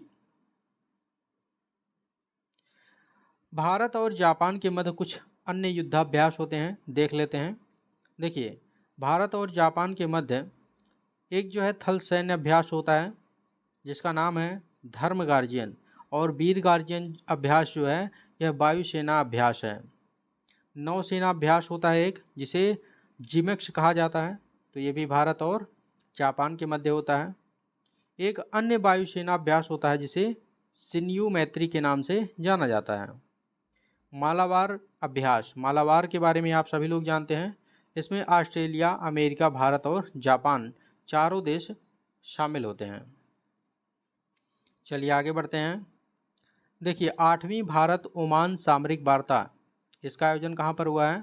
तो याद रखिएगा, इसका आयोजन नई दिल्ली में हुआ है। इसका उद्देश्य है आतंकवाद, साइबर स्पेस तथा नई उभरती प्रौद्योगिकियों के दुरुपयोग से निपटना। 2024 में इसका आयोजन कहाँ पर होगा? तो याद रखिएगा, ओमान में होगा। और 2023 में इसका आयोजन कहाँ पर हुआ है? नई दिल्ली में हुआ है। यूथ 20 ग्रुप, यूथ 20 ग्रुप की मेज़बानी किसके द्वारा की गई है? तो याद रखिएगा, भारत द्वारा G20 के तहत इसकी मेज़बानी की गई है। और इसका आयोजन कहाँ पर किया गया है? तो याद रखिएगा, असम के गुवाहाटी में इसका आयोजन किया गया है। यहाँ से क्वेश्चन पूछा जा सकता है, मोस्ट इंपॉर्टेंट है, स्टार लगा लीजिएगा। चलिए देखते हैं, पर्यावरण एवं जैव विविधता से संबंधित क्वेश्चन देखते हैं। देखिए, राष्ट्रीय हरित हाइड्रोजन मिशन, तो इसको मंजूरी किसके द्वारा दी गई है? तो देखिए, 20,000 करोड़ रुपए की लागत की इस मिशन को केंद्रीय मंत्रिमंडल के द्वारा मंजूरी दी गई है। राष्ट्रीय हाइड्रोजन मिशन, इसकी घोषणा कब की गई थी? तो बजट 2021-22 में इसकी घोषणा की गई थी। याद रखिएगा, यहाँ से क्वेश्चन बहुत ज़्यादा देखने को मिलता है। कोई भी मिशन या जो है कोई भी योजना लॉन्च किया जाता है तो पूछ लिया जाता है सीधे सीधे कि इसकी घोषणा किस बजट के तहत की गई थी। तो याद रखिएगा, इसकी घोषणा जो है बजट 2021-22 में की गई थी। नोडल मंत्रालय कौन है? तो याद रखिएगा, नवीन एवं नवीकरणीय ऊर्जा मंत्रालय इसका नोडल मंत्रालय है। इसका उद्देश्य है भारत को हरित हाइड्रोजन के उपयोग, उत्पादन, निर्यात हेतु वैश्विक केंद्र के रूप में विकसित करना। इसका लक्ष्य है नवीकरणीय ऊर्जा क्षमता, तो इसका लक्ष्य है 2030 तक 125 गीगावाट नवीकरणीय ऊर्जा क्षमता विकसित करना। और हरित हाइड्रोजन उत्पादन क्षमता 5 मिलियन मीट्रिक टन प्रति वर्ष उत्पादन करने का लक्ष्य रखा गया है। चलिए आगे बढ़ते हैं। देखिए, ओजोन क्षरण का वैज्ञानिक आकलन 2022, इसमें अनुमान लगाया गया है कि अंटार्कटिका के ऊपर जो विशाल ओजोन छिद्र स्थित है वह 2066 तक जो है भर जाएगा। 2066 तक वह ठीक हो जाएगा। एक जो है ओजोन क्षरण पर एक जो है सम्मेलन हुआ था, मॉन्ट्रियल प्रोटोकॉल। मॉन्ट्रियल प्रोटोकॉल से बहुत ज़्यादा क्वेश्चन पूछा जाता है, तो देख लेते हैं। यह जो है 1987 में यह प्रोटोकॉल लागू हुआ था। 1987 में ओजोन परत को नुकसान पहुंचाने वाले विभिन्न पदार्थों पर इसके द्वारा प्रतिबंध लगा दिया गया था। जैसे जो है CFC इसमें प्रमुख रासायनिक पदार्थ है। कभी कभी पूछ लिया जाता है कि ओजोन परत वायुमंडल में किस परत में पाया जाता है, तो याद रखिएगा ये समताप मंडल में पाया जाता है। चलिए आगे बढ़ते हैं। देखिए विश्व आर्थिक रिपोर्ट 2023 इसको किसके द्वारा जारी किया गया है, तो याद रखिएगा विश्व आर्थिक मंच के द्वारा इसको जारी किया गया है। वैश्विक स्तर पर अगले 2 वर्षों यानी कि 2023 से 2025 में प्राकृतिक आपदाओं और चरम मौसमी घटनाओं की अपेक्षाकृत अधिक घटित होने की संभावना इस रिपोर्ट में व्यक्त की गई है। कब? अगले 2 वर्षों में। साइलेंट वैली नेशनल पार्क यह कहाँ पर स्थित है, याद रखिएगा केरल में स्थित है। कई बार क्वेश्चन पूछा गया है यहाँ से, मोस्ट इम्पॉर्टेंट है। यहाँ पर एक पक्षी सर्वेक्षण हुआ है जिसमें 141 पक्षियों की पहचान की गई है। अब तक इस नेशनल पार्क में 175 पक्षियों की प्रजातियों की पहचान की जा चुकी है। चलिए आगे बढ़ते हैं। देखिए मैंग्रोव पारिस्थितिकी तंत्र में सतत जलीय कृषि पहल यह कहाँ पर लागू किया गया है, यह पश्चिम बंगाल में लागू किया गया है। इसके तहत किसानों द्वारा झींगा पालन करने वाले तालाबों के आसपास मैंग्रोव के पेड़ लगाए जा रहे हैं। देखिए स्पॉट बेलिड ईगल आउल इसको पहली बार कहाँ पर देखा गया है, तो याद रखिएगा आंध्र प्रदेश के शेषाचलम जंगल में तालकोना वन क्षेत्र में देखा गया है। नील कुरिंजी, तो नील कुरिंजी को वन्य संरक्षण अधिनियम 1972 में सूचीबद्ध किया गया है। यह सूचीबद्ध पर्यावरण वन एवं जलवायु परिवर्तन मंत्रालय के द्वारा किया गया है। यह कहाँ पाई जाती है, तो याद रखिएगा पश्चिमी घाट में नील कुरिंजी पाई जाती है। पश्चिमी घाट में केरल, कर्नाटक और तमिलनाडु क्षेत्र में पाया जाता है, तमिलनाडु राज्य में पाया जाता है। इसमें जो है इसकी विशेषता यह है कि 12 वर्ष में एक बार यह पुष्पित होता है, यानी कि 12 वर्ष में एक बार इसमें फूल लगता है। चलिए आगे बढ़ते हैं।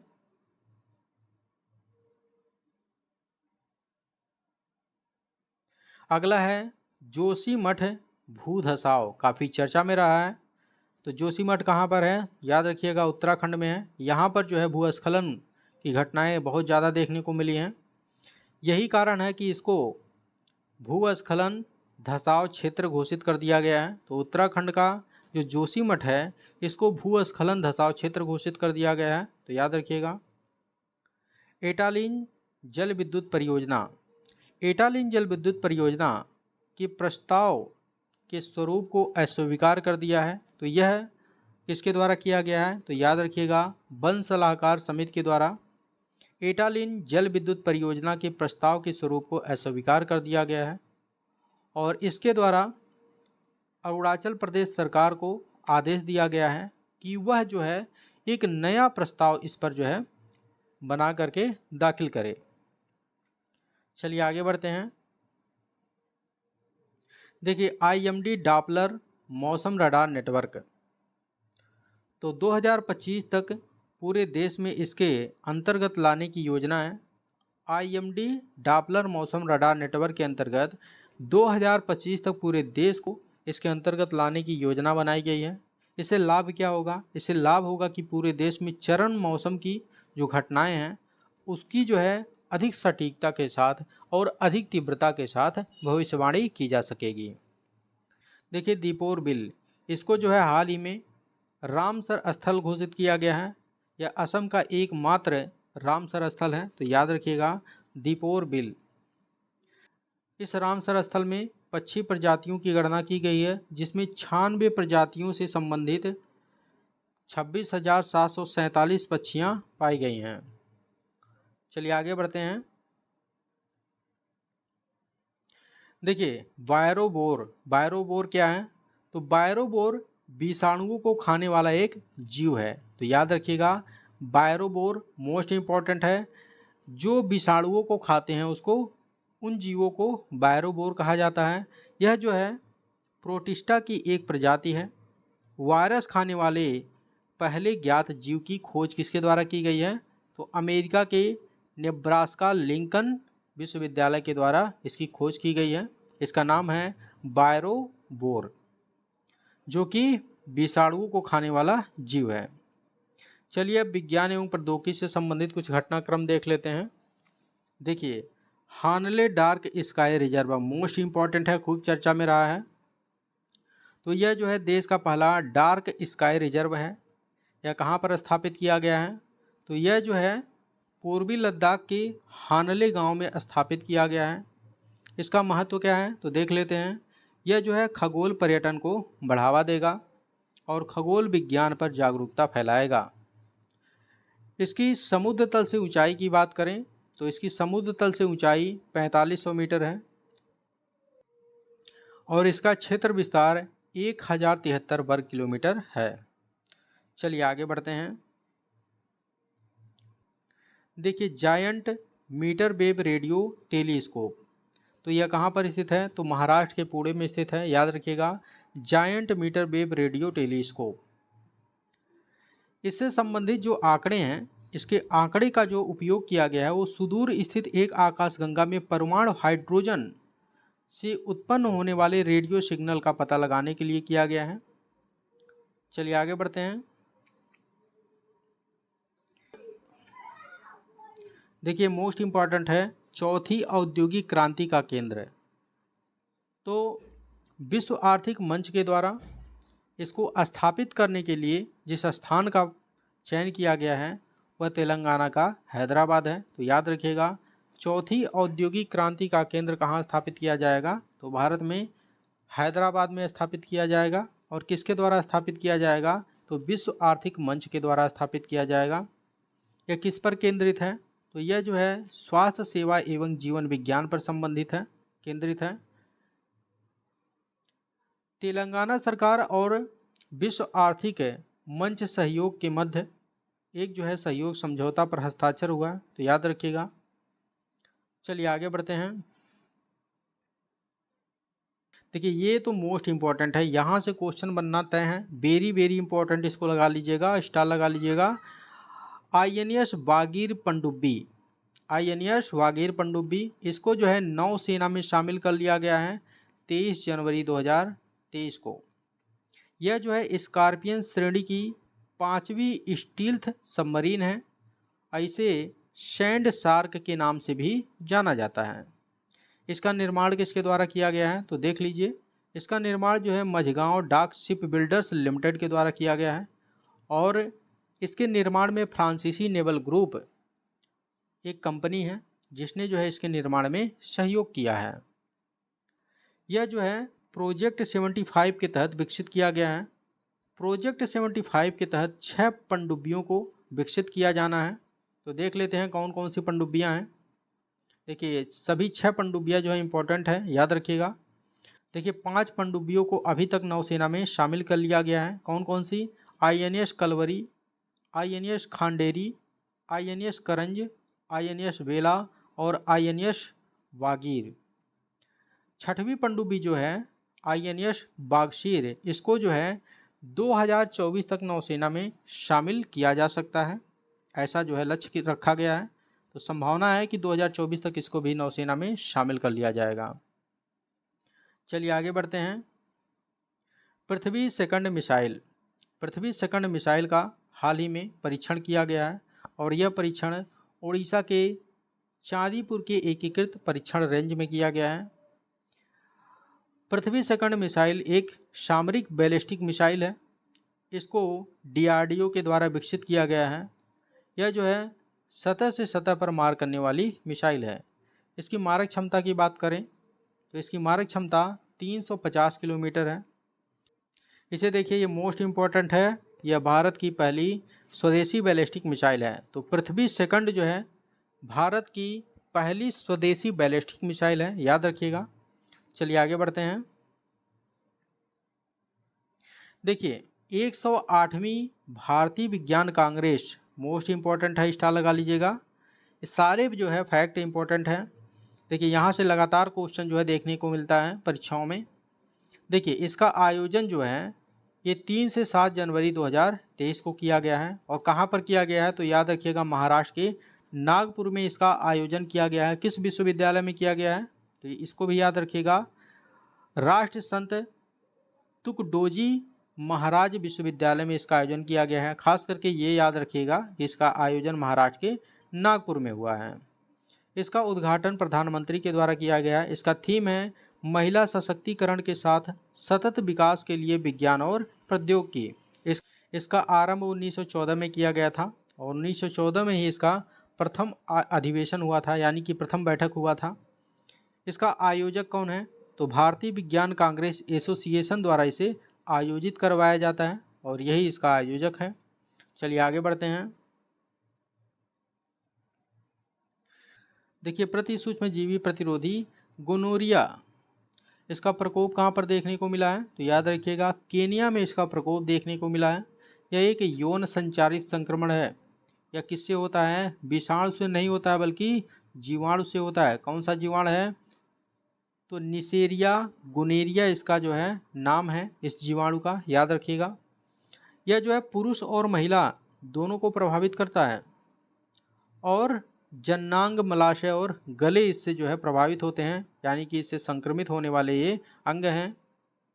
देखिए, इसके प्रकोप का क्या कारण है? इसके प्रकोप का कारण है WHO के अनुसार जो जीवाणु हैं इसके वो एंटीबायोटिक दवाओं के प्रति प्रतिरोधी हो गए हैं। देखिए, LHS 475b नासा के द्वारा घोषणा किया गया है कि जेम्स वेब स्पेस टेलीस्कोप ने अपने प्रथम नए एक्सोप्लैनेट की खोज की है और इस एक्सोप्लैनेट का क्या नाम है? एक्सोप्लैनेट का मतलब होता है बाह्य ग्रह। तो इसका क्या नाम है? LHS 475b। इसकी दूरी पृथ्वी से कितनी है? तो पृथ्वी से लगभग यह 41 प्रकाश वर्ष दूर है। देखिए, चैट GPT एक जो है आर्टिफिशियल इंटेलिजेंट चैटबॉट है। इसका आरंभ याद रखिएगा ओपन आर्टिफिशियल इंटेलिजेंस कंपनी के द्वारा किया गया है, ओपन AI के द्वारा किया गया है। चलिए आगे बढ़ते हैं। देखिए, शुक्रयान फर्स्ट मिशन, तो इसरो के सतीश धवन केंद्र के प्रोफेसर तथा इसके अंतरिक्ष विज्ञान कार्यक्रम के सलाहकार P श्री कुमार के अनुसार इसे अभी तक जो है मंजूरी नहीं मिला है। इस मिशन को अभी तक मंजूरी नहीं मिला है। उनके अनुसार यह मिशन 2031 तक जो है स्थगित किया जा सकता है। देखिए, इस पर जो है भारत 2012 से ही कार्य कर रहा है और 2024 तक जो है इसे प्रक्षेपित किए जाने की संभावना थी, लेकिन जो है इनके अनुसार लगता है कि अब यह 2031 तक जो है स्थगित हो सकता है, यानी कि जो है इसके प्रक्षेपण में विलंब हो सकता है। चलिए देखते हैं। तो चलिए अब जो है चर्चित व्यक्ति एवं नियुक्तियां देख लेते हैं। देखिए, पंकज कुमार सिंह, ये जो है BSF के सेवानिवृत्त महानिदेशक हैं।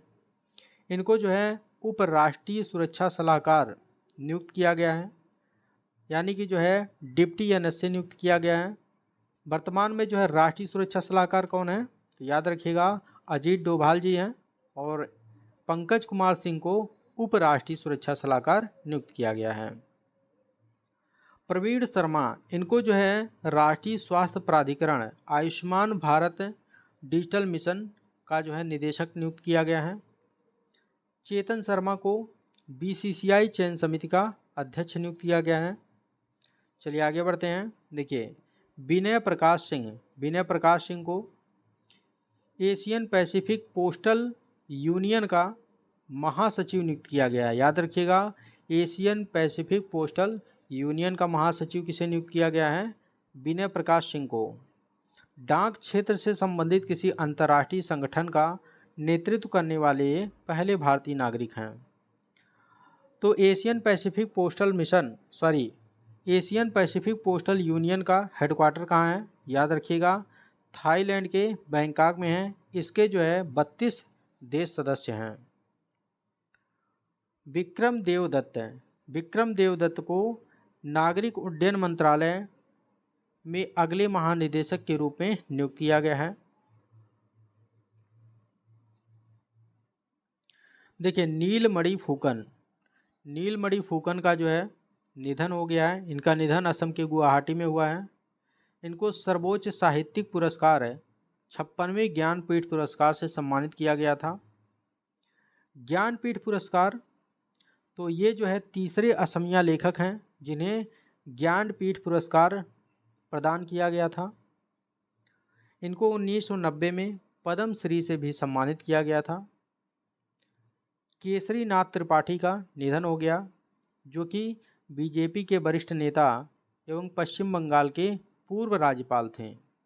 जब ये पश्चिम बंगाल के राज्यपाल थे, उसी दौरान इनको 2 बार बिहार का अतिरिक्त प्रभार भी सौंपा गया था। याद रखिएगा, 6 बार ये उत्तर प्रदेश विधानसभा के सदस्य थे। इनका जन्म 1934 में प्रयागराज में हुआ था, यानी कि इलाहाबाद में हुआ था। चलिए आगे बढ़ते हैं। देखिए शरद यादव का भी हाल ही में निधन हो गया है। ये जनता दल यूनाइटेड के पूर्व प्रमुख थे। लोकसभा सदस्य कितनी बार बने थे? तो 7 बार ये लोकसभा के सदस्य बने थे। इनका जन्म 1947 में मध्य प्रदेश में हुआ था। चलिए अब पुरस्कार और सम्मान से संबंधित कुछ फैक्ट देख लेते हैं। देखिए, पद्म पुरस्कार 2023 मोस्ट इम्पोर्टेंट है, वेरी वेरी इम्पोर्टेंट है। यहाँ से क्वेश्चन बनाते हैं तो केयरफुल्ली देखिएगा। देखिए, इसकी घोषणा जो है ये 25 जनवरी 2023 को की गई थी, यानी कि जो है 74वें गणतंत्र दिवस की पूर्व संध्या पर की गई थी। और किसके द्वारा की गई थी? राष्ट्रपति के द्वारा की गई थी। इसके तहत जो है 6 पद्म विभूषण, 9 पद्म भूषण और 91 पद्मश्री पुरस्कार प्रदान किया गया है। भारत रत्न और पद्म विभूषण की शुरुआत कब की गई थी? 1954 में किया गया था। तो मोस्ट इम्पॉर्टेंट पद्म विभूषण है, ये 6 लोगों को प्रदान किया गया है, तो इनका नाम याद रखिएगा। चलिए देखते हैं किन्हें प्रदान किया गया है। देखिए, 3 लोगों को जो है मरणोपरांत प्रदान किया गया है, तो इनका नाम याद रखिएगा। बाल कृष्ण दोषी, जो कि वास्तुकला के क्षेत्र से संबंधित हैं। दिलीप महालनोबिस, जो कि चिकित्सा के क्षेत्र से संबंधित हैं। मुलायम सिंह यादव सार्वजनिक मामले से संबंधित हैं। तो इन तीनों लोगों को मरणोपरांत यह पुरस्कार प्रदान किया गया है। कौन सा पुरस्कार? पद्म विभूषण। अन्य 3 लोग जो हैं, जाकिर हुसैन, इनका संबंध कला से है। यश एम कृष्णा, इनका संबंध सार्वजनिक मामले से है। और श्रीनिवास वर्धन, इनका संबंध विज्ञान और इंजीनियरिंग से है। तो इन 6 लोगों का विशेष करके नाम याद रखिएगा, मोस्ट इम्पॉर्टेंट है। एक क्वेश्चन यहाँ से बनाते हैं, पद्म विभूषण। चलिए आगे बढ़ते हैं। देखिए, सुभाष चंद्र बोस आपदा प्रबंधन पुरस्कार 2023, तो इस पुरस्कार की घोषणा किसके द्वारा की गई है? केंद्र सरकार के द्वारा की गई है। और यह पुरस्कार प्रतिवर्ष 23 जनवरी को प्रदान किया जाता है।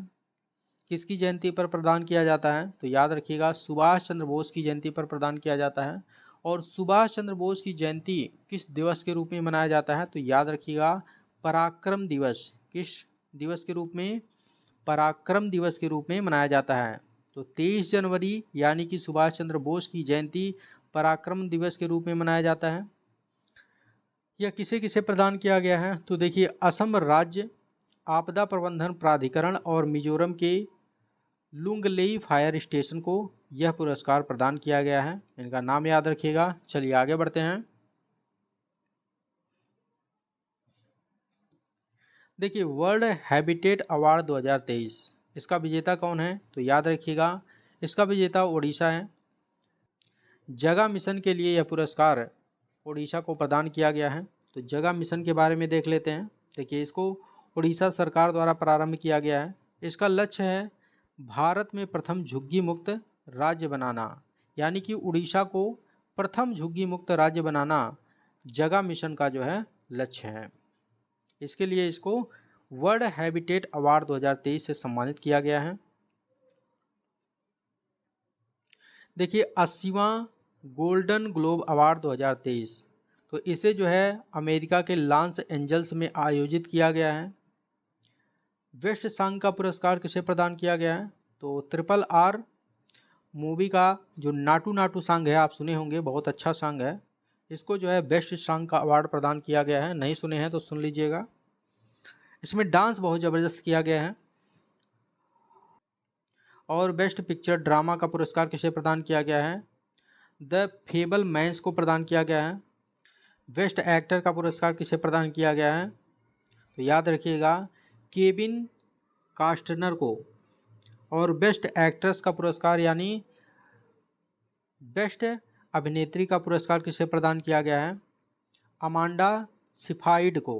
किसे? अमांडा सिफाइड।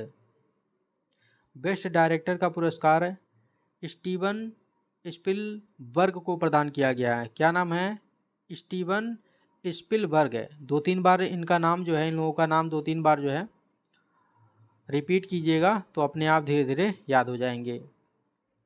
चलिए आगे बढ़ते हैं। देखिए डिजिटल इंडिया पुरस्कार 2022, यह राष्ट्रपति द्रौपदी मुर्मू के द्वारा विभिन्न संस्थाओं द्वारा किए गए डिजिटल पहल को प्रोत्साहित करने हेतु प्रदान किया गया है। यह पुरस्कार 7 श्रेणियों में 3 वर्गों में प्रदान किया गया है। तो 7 श्रेणियों में 3 वर्गों में प्रदान किया गया है। कौन कौन से 3 वर्ग हैं? एक है प्लेटिनम, दूसरा है गोल्ड, तीसरा है सिल्वर। तो प्रथम श्रेणी में प्लेटिनम अवार्ड किसे प्रदान किया गया है? तो याद रखिएगा इनाम को प्रदान किया गया है, मोस्ट इम्पॉर्टेंट है। गोल्ड अवार्ड किसे प्रदान किया गया है? तो ट्रांसपोर्ट मिशन मोड प्रोजेक्ट को प्रदान किया गया है। Silver award judgment search portal को प्रदान किया गया है। द्वितीय श्रेणी में प्लेटिनम अवार्ड ई विवेचना ऐप को प्रदान किया गया है।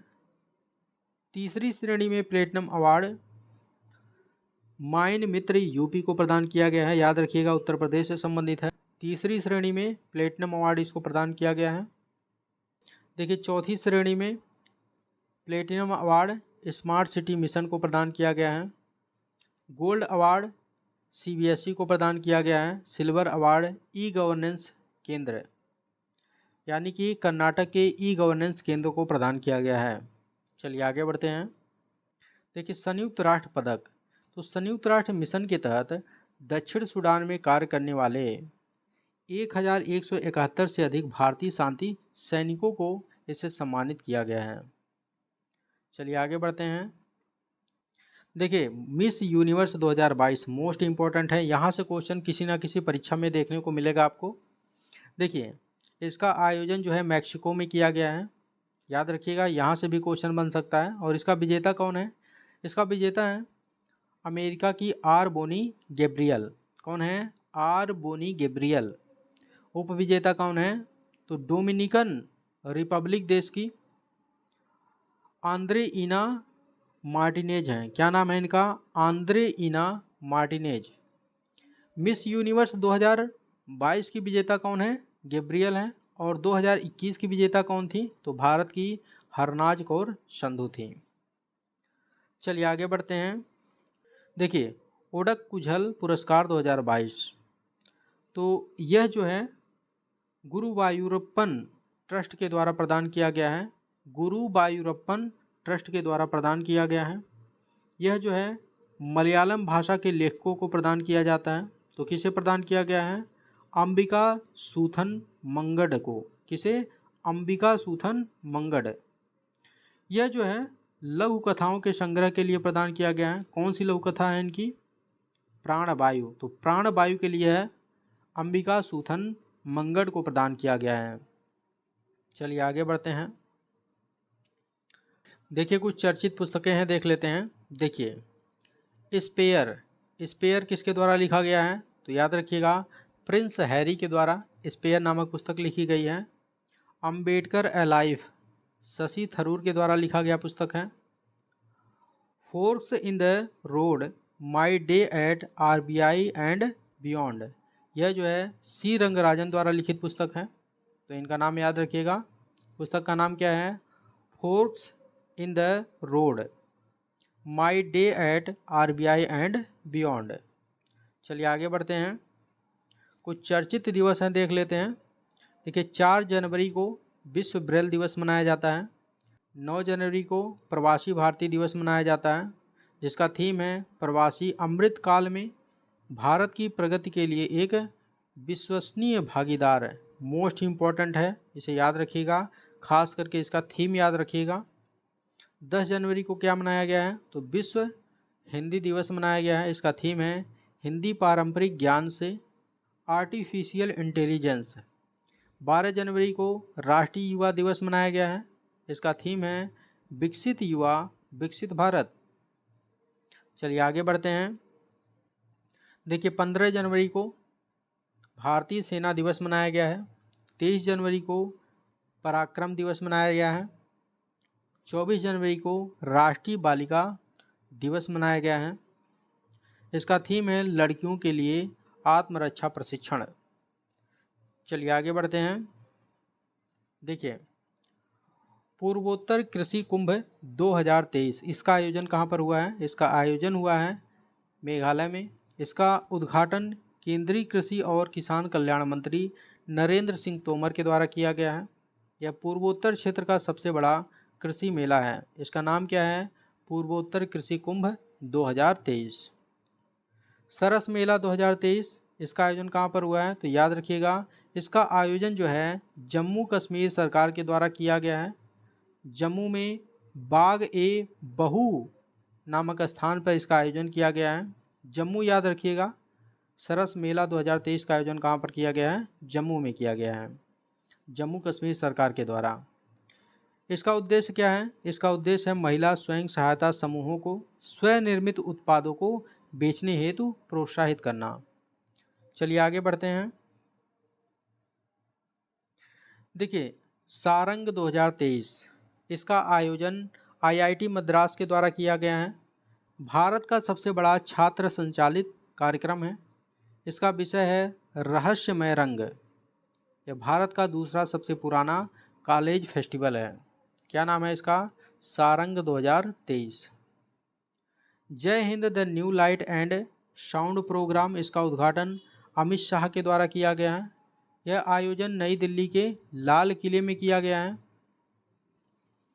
इसके अंतर्गत 7वीं शताब्दी से लेकर के आज तक के भारत के इतिहास और वीरता की घटनाओं की एक नाटकीय प्रस्तुति की गई है। चलिए आगे बढ़ते हैं। देखिए निशानेबाजी विश्व कप 2023, तो इसका जो है प्रशासक किसे नियुक्त किया गया है? याद रखिएगा अर्जुन कुमार सिकरी को इसका प्रशासक नियुक्त किया गया है, जो कि भारतीय न्यायाधीश हैं। तेलंगाना का नया मुख्य सचिव किसे नियुक्त किया गया है? तो याद रखिएगा ए शांति कुमारी को तेलंगाना का नया मुख्य सचिव नियुक्त किया गया है। संविधान उद्यान मोस्ट इम्पॉर्टेंट है। संविधान उद्यान, तो संविधान उद्यान का उद्घाटन राष्ट्रपति के द्वारा राजस्थान के जयपुर में किया गया है। राष्ट्रीय हरित हाइड्रोजन मिशन, इसको जो है मंजूरी दी है किसने? केंद्रीय मंत्रिमंडल ने। इसकी लागत कितनी है? तो याद रखिएगा 19,744 करोड़ रुपए इसकी लागत है। इस मिशन पर इतना जो है खर्च किया जाएगा। आगे बढ़ते हैं। देखिए electronics corporation of India limited के अध्यक्ष और एमडी मैनेजिंग डायरेक्टर कौन बने हैं? अनुराग ठाकुर बने हैं। रेलवे बोर्ड के सीईओ यानी कि एग्जीक्यूटिव चीफ ऑफिसर और अध्यक्ष कौन बने हैं? तो नाम याद रखिएगा अनिल कुमार लोहाटी, मोस्ट इंपॉर्टेंट है, स्टार लगा लीजिएगा। चलिए आगे बढ़ते हैं। देखिए Surya Sarita symphony of Ganga, Surya Sarita symphony of Ganga, यह जो एक सांस्कृतिक कार्यक्रम है, इसका उद्घाटन संस्कृति मंत्रालय के द्वारा किया गया है। निजाम मुकर्रम जहाँ बहादुर, निजाम मुकर्रम जहाँ बहादुर, इसका जो है तुर्की में निधन हो गया है। यह हैदराबाद का आखिरी निजाम था। इम्पोर्टेंट है, याद रखिएगा। देखिए आर विष्णु प्रसाद है, तो इनको जो है वर्ष 2022 के सबसे विशिष्ट वैज्ञानिक पुरस्कार से सम्मानित किया गया है और इनको इंडिया अचीवर्स अवार्ड के तहत यह सम्मान प्रदान किया गया है। इनके नाम 69 पेटेंट दर्ज है। कितना? 69 पेटेंट दर्ज है। चलिए आगे बढ़ते हैं। देखिए राज्यवार घटनाक्रम देखते हैं। यूपी ग्लोबल सिटीज अभियान, तो इसकी शुरुआत उत्तर प्रदेश सरकार के द्वारा लखनऊ में की गई है। यह 100 दिन का अभियान है, यानी कि यह 100 दिन तक जो है चलेगा। इसका उद्देश्य है राज्य में शहरी क्षेत्रों को वैश्विक मानकों तक लाना। स्वच्छ ढाबा अभियान, इसका शुभारंभ उत्तर प्रदेश सरकार के द्वारा किया गया है। यह कब से कब तक चलेगा? तो ये जो है मार्च 2023 तक चलेगा और इसका उद्देश्य है होटल, रेस्तरां और ढाबों का उचित कचरा प्रबंधन करना। मुख्यमंत्री आवास भू अधिकार योजना, तो इसका शुभारंभ मुख्यमंत्री शिवराज सिंह चौहान के द्वारा किया गया है। मध्य प्रदेश के टीकमगढ़ में इसका शुभारंभ किया गया है। इसका उद्देश्य है ग्रामीण क्षेत्र में रहने वाले गरीबों को अपना घर बनाने के लिए मुफ्त प्लाट उपलब्ध कराना। तो इसके तहत जो है ग्रामीण क्षेत्र के जो गरीब लोग हैं उनको अपना घर बनाने के लिए मुफ्त जो है प्लाट उपलब्ध करवाया जाएगा। इसका नाम क्या है? मुख्यमंत्री आवास भू अधिकार योजना। Invest Madhya Pradesh global investors summit 2023, इसका जो है वर्चुअल उद्घाटन प्रधानमंत्री के द्वारा किया गया है। मध्य प्रदेश सरकार का यह एक प्रमुख कार्यक्रम है, तो याद रखिएगा। चलिए देखते हैं। देखिए, मुख्यमंत्री सूखाश्रय सहायता कोष, तो इसकी घोषणा देखिए हिमाचल प्रदेश के मुख्यमंत्री सुखविंदर सिंह सुक्खू के द्वारा किया गया है। इसका उद्देश्य है ज़रूरतमंद बच्चों और निराश्रित महिलाओं को उच्च शिक्षा की सुविधा प्रदान करना, यानी कि जो है यह शिक्षा से संबंधित है। और इस कोष में योगदान कौन करेगा? तो हिमाचल प्रदेश के जो मंत्री हैं और कांग्रेस के जो विधायक हैं उनके द्वारा 1-1 लाख रुपए अपने जो है प्रथम वेतन से इसमें जो है सहायता की जाएगी, इसमें योगदान दिया जाएगा। 1-1 लाख रुपए का योगदान दिया जाएगा। चलिए देखते हैं। उत्तराखंड लोक सेवा महिलाओं के लिए क्षैतिज आरक्षण विधेयक 2022, सार्वजनिक सेवाओं और पदों पर राज्य की अधिवासित महिला नागरिकों के लिए 30% क्षैतिज आरक्षण की मंजूरी इसके तहत प्रदान की गई है। यानी कि जो राज्य की अधिवासित महिला हैं, उत्तराखंड राज्य की अधिवासित महिला हैं, उनको सरकारी पदों पर या सरकारी सेवाओं पर 30% क्षैतिज आरक्षण प्रदान किया जाएगा। सहर्ष पहल, इसको जो है त्रिपुरा के सभी स्कूलों में लागू किया गया है। इसका उद्देश्य है सामाजिक एवं भावनात्मक शिक्षा को प्रोत्साहित करना। क्या नाम है? सहर्ष पहल नाम है। ग्लोबल तमिल एंजल्स प्लेटफॉर्म, तो यह है किसके द्वारा लॉन्च किया गया है? याद रखिएगा, तमिलनाडु सरकार के द्वारा लॉन्च किया गया है। यह तमिल बेस्ट स्टार्टअप को वैश्विक तमिल डायस्पोरा के संभावित निवेशकों से जोड़ने की अनुमति देता है। यानी कि जो तमिलनाडु के बेस्ट स्टार्टअप हैं उनको वैश्विक तमिल डायस्पोरा, यानी कि जो है विश्व में जो तमिल प्रवासी हैं उनसे जो है उनके जो संभावित निवेशक हैं उनसे जुड़ने की अनुमति देता है। देखिए, अंतर्राष्ट्रीय पतंग महोत्सव 2023, तो इसका उद्घाटन गुजरात के मुख्यमंत्री भूपेंद्र पटेल के द्वारा किया गया है। यह उद्घाटन अहमदाबाद में किया गया है जो कि गुजरात में है। चलिए आगे बढ़ते हैं। देखिए, संयुक्त राष्ट्र वर्ल्ड हैबिटेट अवार्ड 2023 अभी आप पढ़ चुके हैं। यह यूएन हैबिटेट के द्वारा प्रदान किया गया है। किसे प्रदान किया गया है? ओडिशा को प्रदान किया गया है। जगह मिशन के लिए प्रदान किया गया है। जगह मिशन क्या है? यह जो है ओडिशा राज्य को झुग्गी मुक्त बनाने का लक्ष्य रखा गया है। इसके तहत दुनिया का सबसे बड़ा झोपड़पट्टी उन्नयन कार्यक्रम है जगह मिशन। चलिए अब खेल घटनाक्रम देख लेते हैं। देखिए, हाशिम अमला दक्षिण अफ्रीका के बल्लेबाज हैं जिन्होंने क्रिकेट के सभी प्रारूपों से संन्यास ले लिया है। टेस्ट में तीसरा शतक लगाने वाले पहले और एकमात्र दक्षिण अफ्रीकी बल्लेबाज हैं। विराट कोहली एक दिवसीय क्रिकेट में सबसे ज़्यादा रन बनाने वाले 5वें खिलाड़ी बन गए हैं। इन्होंने कितना रन बनाया है? 12,652 रन बनाया है। और पहले खिलाड़ी कौन है? तो सचिन तेंदुलकर पहले खिलाड़ी हैं। इन्होंने 18,426 रन बनाया है। देखिए खशाबा दादा साहेब जाधव, इनको जो है 97वें जन्मदिन पर गूगल के द्वारा डूडल के माध्यम से सम्मानित किया गया है। 1952 में हेलसिंकी ग्रीष्मकालीन ओलंपिक में इन्होंने कांस्य पदक जीता था। कौन सा पदक जीता था? कांस्य पदक जीता था। यह जो है भारतीय पहलवान थे, भारत के प्रथम ओलंपिक पदक विजेता थे। तो इनका नाम जो है बहुत महत्वपूर्ण है, यहाँ से क्वेश्चन पूछा जा सकता है। भारत के प्रथम ओलंपिक पदक विजेता कौन थे? खशाबा दादा साहब जाधव। तो ये जो है किस नाम से प्रसिद्ध थे? याद रखिएगा, पॉकेट डायनमो के नाम से प्रसिद्ध थे।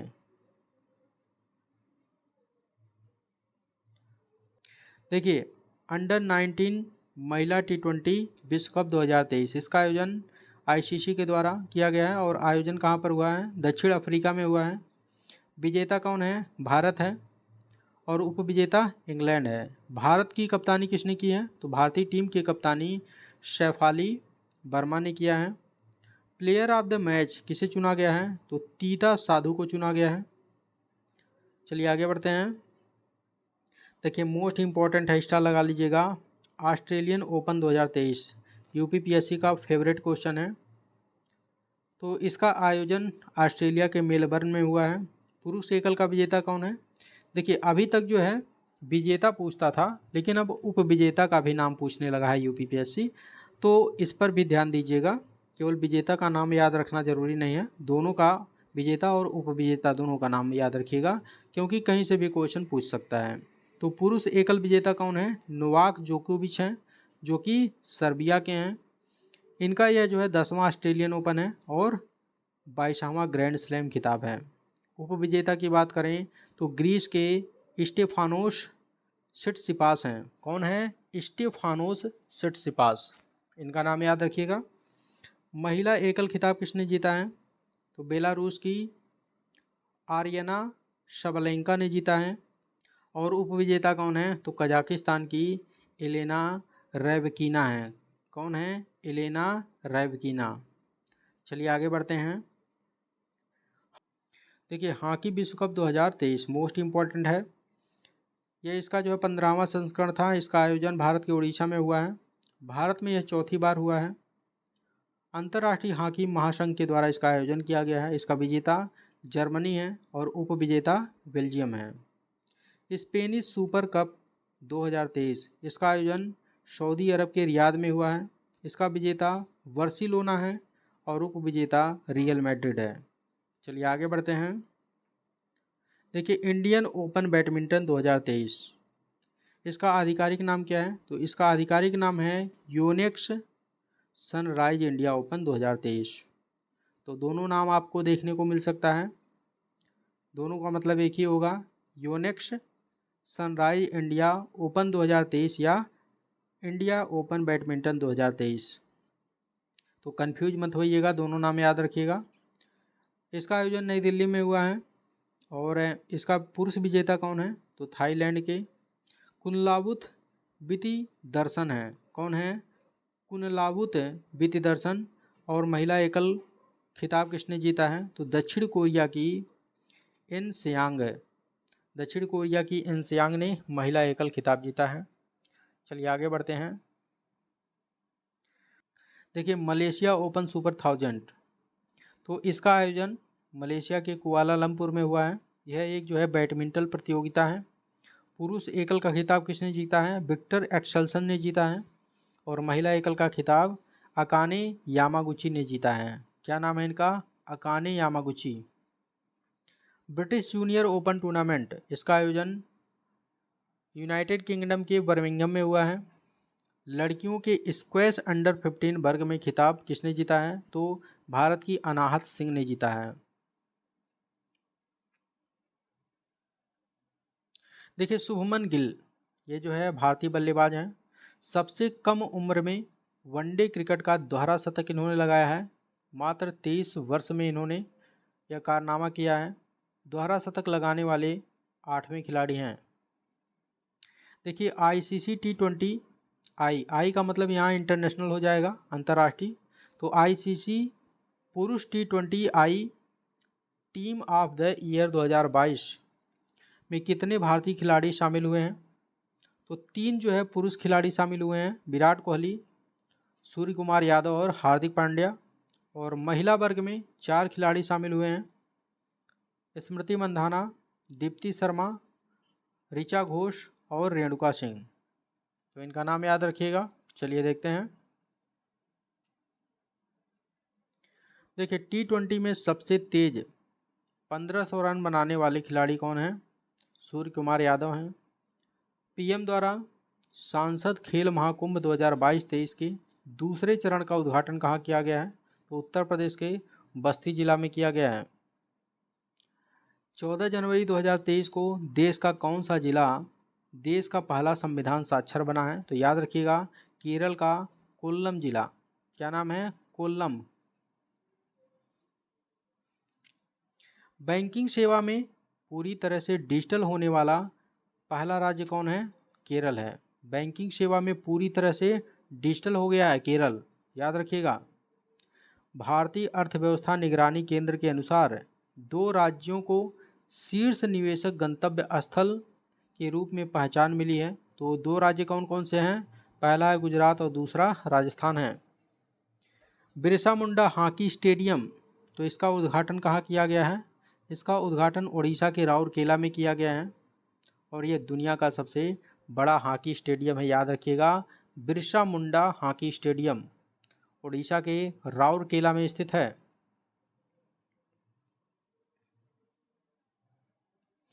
देखिए बीकानेर सौर परियोजना, इसकी आधारशिला राष्ट्रपति के द्वारा राजस्थान के बीकानेर में रखी गई है। इसकी उत्पादन क्षमता 1000 मेगावाट है।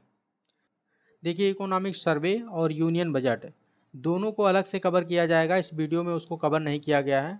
यदि उसको भी कवर करते तो ये वीडियो बहुत लंबा हो जाता, तो इसी वजह से जो है उसको कवर नहीं किया जा रहा है, उसको अलग से करवा दिया जाएगा। तो चैनल से जुड़े रहिए, आपको उसका भी नोटिफिकेशन मिल जाएगा। देखिए सियोम पुल, इसका उद्घाटन अरुणाचल प्रदेश में रक्षा मंत्री द्वारा किया गया है, रक्षा मंत्री राजनाथ सिंह के द्वारा किया गया है। इसका निर्माण है सीमा सड़क संगठन BRO के द्वारा किया गया है। सौर ऊर्जा नीति 2022, इसको जो है दिल्ली सरकार के द्वारा मंजूरी दिया गया है। इसका लक्ष्य है 2025 तक 6000 मेगावाट बिजली उत्पादन करना। देखिए ये भी इम्पोर्टेंट है, खेलो इंडिया यूथ गेम्स 2022, इसका आयोजन 31 जनवरी से 11 फरवरी 2023 के मध्य हुआ है। और कहाँ पर हुआ है? मध्य प्रदेश के 8 जिलों में हुआ है। तो याद रखिएगा, इसका आयोजन मध्य प्रदेश में हुआ है। तो ये आपका जनवरी 2023 का करंट अफेयर्स कंप्लीट हो गया है। जल्दी आपको फरवरी का करंट अफेयर्स मिल जाएगा। यदि आप टेलीग्राम चैनल ज्वाइन नहीं किए हैं तो लक्ष्य PCS टेलीग्राम पर सर्च करके ज्वाइन कर सकते हैं, अदरवाइज उसका लिंक डिस्क्रिप्शन बॉक्स में दिया गया है। वहाँ आपको डेली करंट अफेयर्स का अपडेट प्रोवाइड करवाया जाता है। और यदि आप जो है टेस्ट सीरीज बैच RO और UP PCS के लिए ज्वाइन करना चाहते हैं तो दिए गए नंबर पर आप संपर्क कर सकते हैं और उससे संबंधित डिटेल ले सकते हैं। चलिए मिलते हैं नेक्स्ट वीडियो में, तब तक के लिए जय हिंद जय भारत।